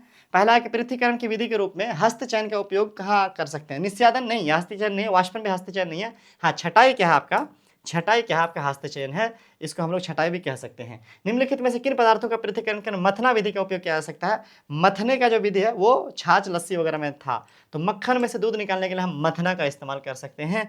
ऑक्सीजन गैस वैस का तो हमने पढ़ा ही नहीं, है ना। आगे बढ़ते हैं। निस्यादन के लिए निम्नलिखित में से कौन सा कारक प्रायः अनिवार्य होता है। निस्यादन कह रहा है, क्या कह रहा है, निस्यादन। निस्यादन में हम क्या करते हैं, फिल्टर करते हैं। तो उपकरण का आकार, वायु की उपस्थिति, छिद्रों का आकार, मिश्रण का तापमान। तापमान की बात तो हमने पढ़ी नहीं, वायु की उपस्थिति की बात हमने पढ़ी नहीं। उपकरण का आकार, उपकरण का आकार से ज़्यादा छिद्र का आकार इंपॉर्टेंट है। यानी सपोज करिए कि कपड़ा का इस्तेमाल कर रहे थे, मिट्टी वाला पानी छानने के लिए, चाय पत्ती का छानने के लिए, चाय छलने का इस्तेमाल कर रहे थे। तो छेद का जो साइज़ है वो इम्पोर्टेंट है। ओके बच्चों, यस, तो ये वाला हो जाएगा, ये भी नहीं होगा। कारण देते हुए बताएं कि निम्नलिखित में से कौन सा सही है, कौन सा गलत है। अगर गलत है तो उसको सही भी करना है। नमक के विलयन को सूर्य के प्रकाश में या धूप में रख करके नमक को इससे पृथक किया जा सकता है। बिल्कुल किया जा सकता है, और ऐसे नमक पृथक किया जाता भी है समुद्र के पानी से। जब एक अवयव कम मात्रा में हो तभी हम हस्तचयन का उपयोग होता है। सही बात है, एक अवयव कम मात्रा में होना चाहिए, दोनों बराबर या ऐसा हो जाएगा तो फिर तो दिक्कत है। जैसे चावल में पत्थर कम था तो हम हस्तचयन का इस्तेमाल वहाँ कर ले रहे थे। मुरमुरे और चावल के दानों में मिश्रण का थ्रेशिंग द्वारा पृथक कर सकते हैं। थ्रेशिंग, पिटना नहीं नहीं नहीं, मूढ़ी और चावल मिल गया है तो आप विनोइंग इस्तेमाल करो ना, विसो इस्तेमाल करो, फूंक मारो, हवा से अलग करो। पीट करके क्या होगा भैया, सरसों के तेल और नींबू पानी का मिश्रण का उपयोग निस्तारण द्वारा पृथक कर सकते हैं। निस्तारण द्वारा कर सकते हैं। सरसों का जो तेल है वह हल्का होता है, ऊपर रहेगा, और नींबू पानी पानी है तो वो नीचे रहेगा, तो आप उसको ऐसे निस्तारण ऊपर ऊपर से उंडेल करके अलग कर सकते हैं। हाँ, निस्तारण द्वारा कर सकते हैं, सही है। छानने की विधि का उपयोग चावल और आटे पानी को पृथक करने के लिए होता है। छानने के लिए चावल और आटा चावल का आटा और पानी नहीं, चावल का आटा तो घुल जाएगा ना पानी में। नहीं नहीं, आप एक काम करो, छानने की विधि का उपयोग जो है चावल का आटा और चोकर कर दो। चोकर की जगह पे आप कुछ और भी कर सकते हो। चावल का आटा में मान लो क्या कि चावल का आटा में क्या मिल गया होगा इस बार, मूढ़ी मिल गया, चलो मुरमुरे को पृथक करने के लिए उपयोग कर सकते हैं, तो आप छानने की विधि का इस्तेमाल कर सकते हैं। चोकर चावल के आटे पे तो होगा नहीं, ठीक है। चलो आगे देखते हैं, आप कुछ भी लगा देना वहाँ पर जो चावल के आटे में हो सकता है। स्तंभ में आपको मिलाना है, देखो बेसन और काले चने का चाहिए मिश्रण। बेसन, आटा हो गया और चना बड़ा सा हो गया। छानने की प्रक्रिया हम कर सकते हैं इसमें से, या हस्तचयन, एक मिनट आगे देखते हैं। चौक पाउडर और पानी का मिश्रण। चौक पाउडर तो मिल जाएगा पानी में बहुत अच्छे से, लेकिन चौक पाउडर बैठ भी जाएगा, तो निस्तारण कर देंगे अगर हम, तो ऊपर ऊपर से पानी को अलग कर सकते हैं। भुट्टे और आलू का मिश्रण। भुट्टा, अरे आलू तो बड़ा होता है, हाथ से चुन लेंगे, है ना। लोहे के चूरे और बरामदे, ये तो लोहा, लोहा है तो लोहा का चुंबक से अलग कर लो भैया। तेल और पानी, तेल और पानी को तो भैया निस्यादन, निस्तारण। हाँ हाँ, ओके ओके ओके ओके। चलो, बेसन का जो मिश्रण है ना, बेसन का जो मिश्रण है, ये तो अभी बेसन और काले मिर्च, काले चने, इसको तो छान ही लेंगे हम, ठीक है। तेल और पानी में निस्तारण कर दो, और चौक और पाउडर में निस्यादन कर दो, सही हो जाएगा। ये इसमें मत करो,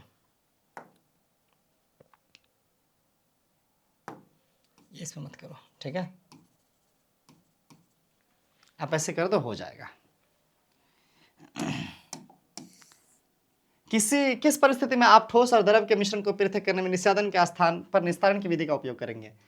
निस्यादन के, देख रहे हो, निस्यादन निस्तारण फिर हो रहा है। निस्यादन के स्थान पर निस्तारण की विधि, जब कोई एक पदार्थ भारी हो और आसानी से नीचे बैठ जाए तब हम क्या कर सकते हैं सर, निस्तारण का विधि का उपयोग कर सकते हैं, है ना। नहीं तो हमको निस्यादन का ही विधि का उपयोग करना पड़ेगा। यही सवाल सही जवाब है। नासिक में बालों की उपस्थिति, नासिका में बालों की उपस्थिति आप किस पृथक्करण की प्रक्रिया से जोड़कर। नाक में बाल जो होते हैं, बेसिकली यस, इसको छानने की प्रक्रिया को हम देख सकते हैं। इसको नासिका में बालों की उपस्थिति आप किस पृथक्करण की प्रक्रिया से जोड़ सकते हैं? चालनी विधि, चालने की विधि। क्यों, क्या करता है ये, बाल जो होते हैं ना, जिसकी वजह से जो धूल कण वगैरह होते हैं ना, हवा से छन करके जो है हमारा हवा अंदर जा रहा होता है, ठीक है। कोविड-19 के टाइम पे जो हम लोग मास्क पहनते थे, सामान्यतः वो किस सामग्री से बने होते थे? कपड़े से सामान्यतः। आपके कपड़े से या फिल्टर से, फिल्टर पेपर टाइप का कुछ कागज टाइप का। आपके मुंह और नथुन यानी नाक को ढकने में क्या भूमिका निभाते थे? देखो, इसलिए ये भूमिका निभाते थे कि कपड़े का भी अगर होता था तो उससे हम छोटे छोटे छिद्र से हम सांस ले सकते थे, लेकिन उसमें कई लेयर होते थे, है ना, कई परतें होती थी, जिससे क्या होता था, क्या दफ़ा बहुत सारे वायरसेस कोविड-19 के रुकने के चांस बन जाते थे, जो उससे फिल्टर हो करके, जो उससे छन करके जो हवा हमारे अंदर जाता था, उससे हम ये कह रहे हैं कि ये भूमिका हम कह सकते हैं कि वो छिद्र छिद्र वाले चीज़ होने की वजह से, यानी कपड़ा छिद्र वाली वस्तु होने की वजह से उसमें से हम सांस ले सकते थे, है कि नहीं है। अगर वो ऐसा होता जिसमें हवा ही नहीं जाता तो हम सांस कैसे लेते। दूसरी बात है क्या कि उस कपड़े के परत से बहुत दफ़ा, यानी क्या, लेयर होने की वजह से कुछ हद तक जो है कोविड-19 के वायरस को रोक करके जो है हमें छना हुआ हवा प्राप्त होता था। यही लिख देना। आपके आलू, पूरी तरीके से तो नहीं, कुछ हद तक। आपके आलू नमक और लकड़ी के बुरादे, आलू नमक और लकड़ी के बुरादे का मिश्रण, क्या क्या दिया है?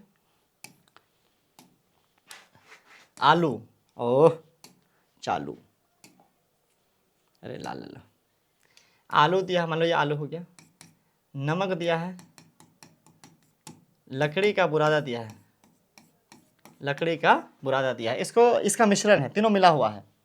इसको हम कैसे अलग करके दे, इसको कैसे अलग कर सकते हैं, कह रहा गया है। तो एक काम करेंगे, आलू को पहले हम क्या कर लेंगे, सबसे सर्वप्रथम आलू को हम हस्त चयन से अलग कर लेंगे, बड़ा है। उसके बाद नमक और बुरादा, बुरादा भी छोटा ही होता है, तो नमक बुरादा भी मान लो नमक के साथ अच्छे से मिल जाएगा, यानी काठ का धूला टाइप का समझ लो, काठ का छोटा छोटा, बहुत छोटा छोटा टुकड़ा। तो इन दोनों को हम पानी में मिला देंगे फिर से, किसको, सर्वप्रथम हम आलू को हस्त चयन से अलग कर लेंगे, उसके बाद हम काठ के बुरादे को और नमक को पानी में मिला देंगे, पानी में नमक घुल जाएगा लेकिन काठ का बुरादा नहीं घुलेगा। उसके बाद हम निस्तापन की विधि से, है ना, निस्तापन की विधि से हम क्या कर देंगे, पानी को अलग से उंडेल लेंगे, या फिर छलनी कर दो, इससे अच्छा क्या रहेगा, ये नहीं, एक काम कर दो, है ना, छानने की विधि से, है ना, छानने की विधि, जिसको हम लोग क्या कह रहे थे, निस्यादन कह रहे थे, निस्यादन की विधि से, छानने की विधि जिसको निस्यादन कह रहे थे, निस्यादन की विधि से हम क्या कर देंगे, बुरादे को छान लेंगे किसी भी छलनी से, है ना। उसके बाद जो नमक और पानी रहेगा, फिर इसके बाद इसमें जो क्या बचेगा अलग से, नमक और पानी बचेगा, उसमें से हम इसको हीट करेंगे, इसको गर्म करेंगे, और गर्म करने पर जो है हमारा पानी जो है वाष्पीकृत होकर के उड़ जाएगा और नमक हमारा बच जाएगा। इस तरीके से हमारा तीनों चीज़ चार अलग हो जाएगा। आई होप कि समझ में आ गया होगा। पहले हस्त चयन विधि से आलू अलग कर लेंगे, फिर बुरादा और नमक को पानी में मिला देंगे, उसके बाद छानने की विधि या निस्यादन की विधि से हम बुरादे को छान लेंगे, लकड़ी के बुरादे को, क्योंकि वो पानी में नहीं मिलेगा, नहीं घुलेगा। फिर पानी और नमक के घोल को हम गर्म करेंगे, पानी वाष्पीकृत हो जाएगा और नमक बच जाएगा। अच्छा, आप इस तरीके से, आप आगे एक कहानी दिया है, उसका सही निशान लगाना, देखो हम पढ़ते हैं और सही निशान लगा देते हैं। लीला अपने पिता के साथ खेत में काम कर रही थी, जब उसे ध्यान आया कि वो पीने का पानी घर पर ही छोड़ आ गई हैं, इससे पहले कि उसके पिता को प्यास या भूख, जाहिर सी बात है पानी छोड़ के आई है तो प्यास की बात है, भूख नहीं, ये सही होगा, है ना, लगे वो पास तालाब से पानी या अनाज, तालाब से पानी ही लेगी, अनाज तो नहीं लेगी, गई।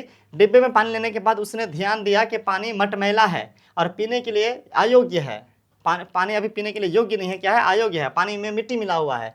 पानी शुद्ध करने के लिए उसने पानी को कुछ समय के लिए रख दिया, उसके बाद मटमैले पानी के कागज़ या मलमल का कपड़ा इस्तेमाल करेगी छानने के लिए, कागज़ से नहीं छान सकती है, ठीक है। उसके बाद निस्यादित किया या माथा, मथेगी कैसे, है ना, निस्यादित की होगी, मथने का मतलब हो गया तो मक्खन उखन अलग करना, हल्का के लिए इस्तेमाल होता है, हल्का भारे के लिए इस्तेमाल होता है, यहाँ पर तो छानने की जरूरत है, छोटे बड़े कण की बात है। तब लीला ने पानी के 10 मिनट तक ढके बर्तन में ठंडा किया या उबाला, उबालेगी, ठंडा करने से कीड़ा नहीं मरता है ना, यानी जरासीम नहीं मरते हैं। अब उबले पानी को उसने दोबारा से जो है ना, निस्यादित किया, फिर से माथा नहीं, निस्यादित किया और पानी पीने योग्य हो गया, अयोग्य से क्या बन गया, योग्य बन गया।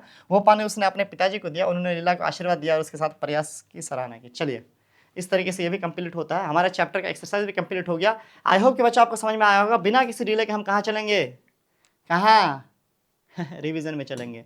तो फिर से बच्चों आप सबका एक मर्तबा क्या है, अरे गायब हो गया क्या, इस बार खुला क्यों नहीं फिर,